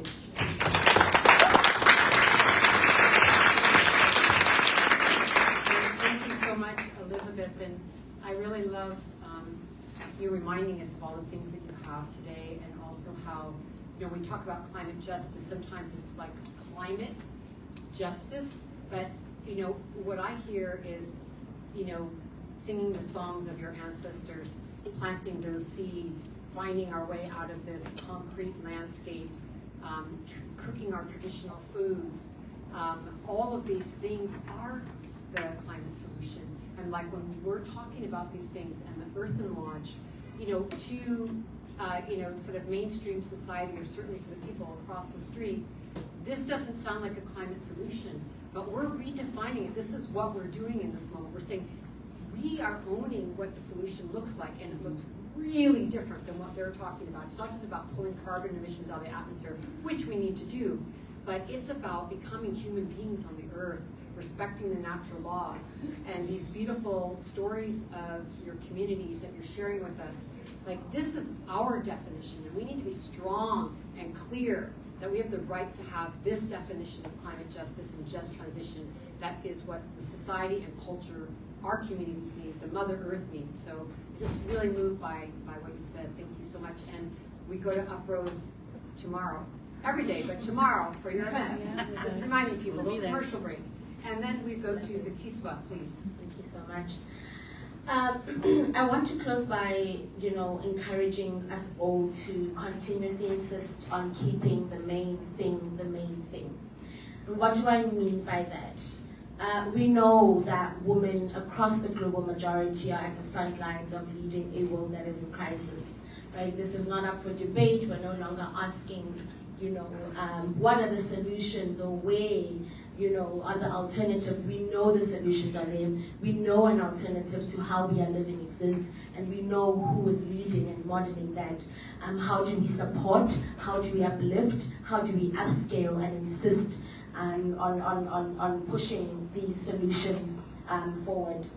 What we want when we are talking about a just transition is not just a transition, right? We know that what we mean by this is not simply replacing one failing system with another and slapping on a woman CEO, slapping on, you know, social, what do you call it? We call it corporate social responsibility in my context, and saying, look, we're transitioning, here's a green job. We do not want just a transition. We also don't want any kind of transition, and we need to take back our power and recognize that we are in a struggle, and we will fight until we win. The fights are outside, you know, the multilateral space. We fight there. We also fight inside the multilateral space, but we do not stop until we win. And as my colleague said, and I want to repeat it, we are going to transition. There is no choice. Capitalism has reached its ceiling. It's not failing. It was always meant to work this way. It was always meant to exclude, to exploit,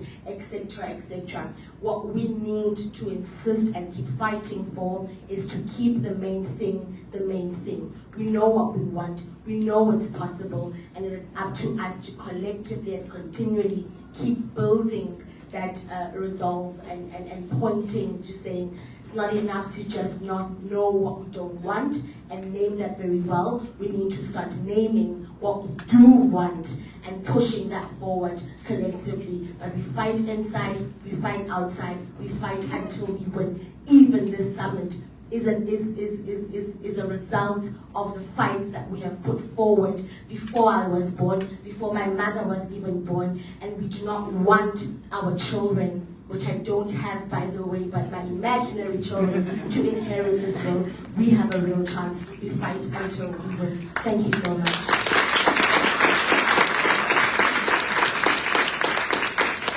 Thank you so much, Zukiswa. And I just want to acknowledge that, again, Zukiswa is the coordinator for the Women and Gender constituency. There's different constituencies at the COP. There's different ones, the Indigenous constituency, we have the Women and Gender constituency, there's different groupings, labor, youth, and labor. So I just want to say that the energy and power it takes to lead these constituencies and fight in that space is no easy thing, and I'm really proud and honored that you have that role and you're doing it from the framework that you're doing it. So thank you so much for being willing to go into the belly of the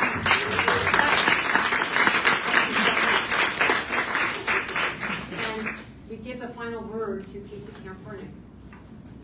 What you get when you're the elder.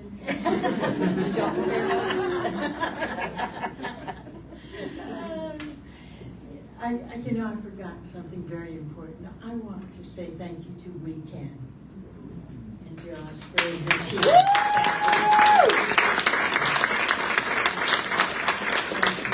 I appreciate you so much. It's always such an experience to get to be among such powerhouses. Thank you. Yeah, very deeply.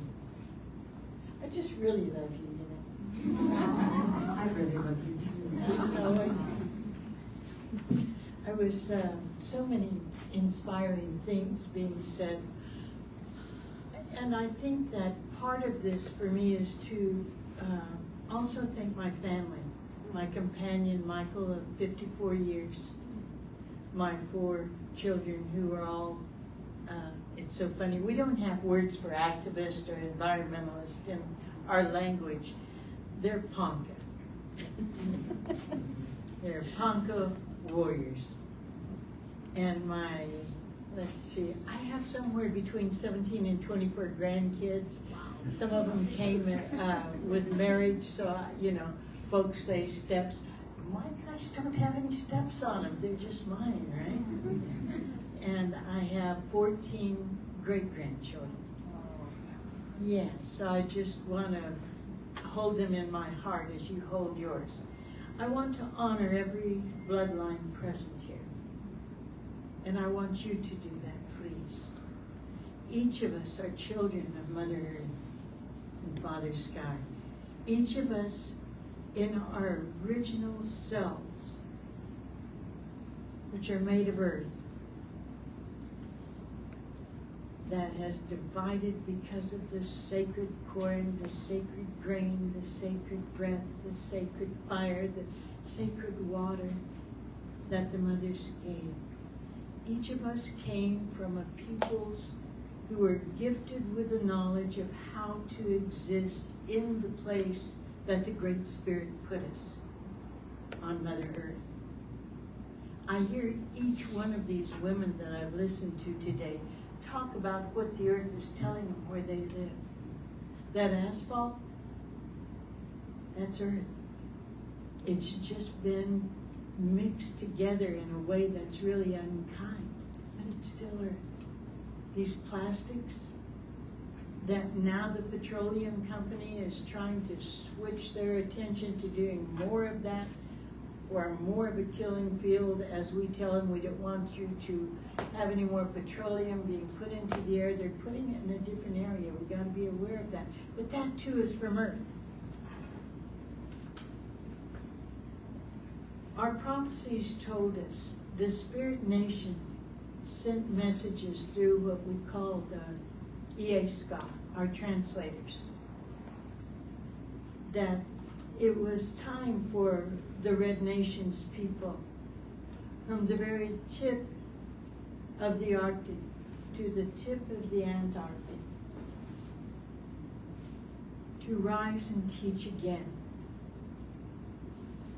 And so we are, reluctantly at first, more openly now, because we understand that only by recognizing this web of life in its deepest, deepest, deepest, deepest meaning, will this human species continue to be part of the web of life. We cannot rape from the earth her inner self of that sacred gas and oil that is truly part of her body, and not expect for our bodies to not be sick. We have to understand that this impatience that we feel now, I know you're feeling it, is because the Mother Earth is impatient with us, her children. And we are of her, every cell.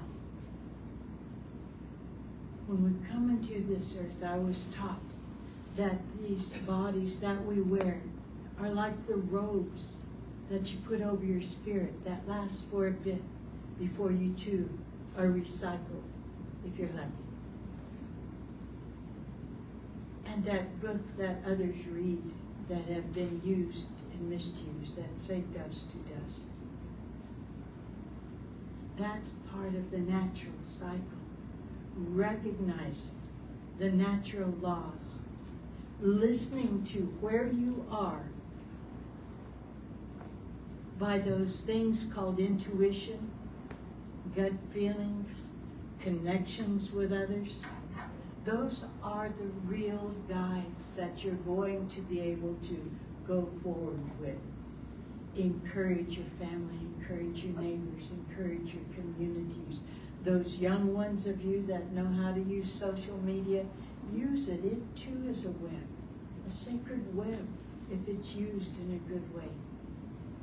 There's ways forward, and it's the only way forward.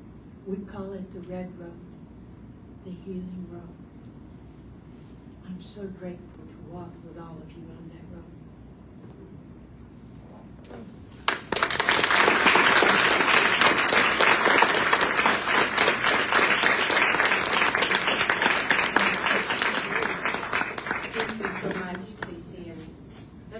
Do another round of applause.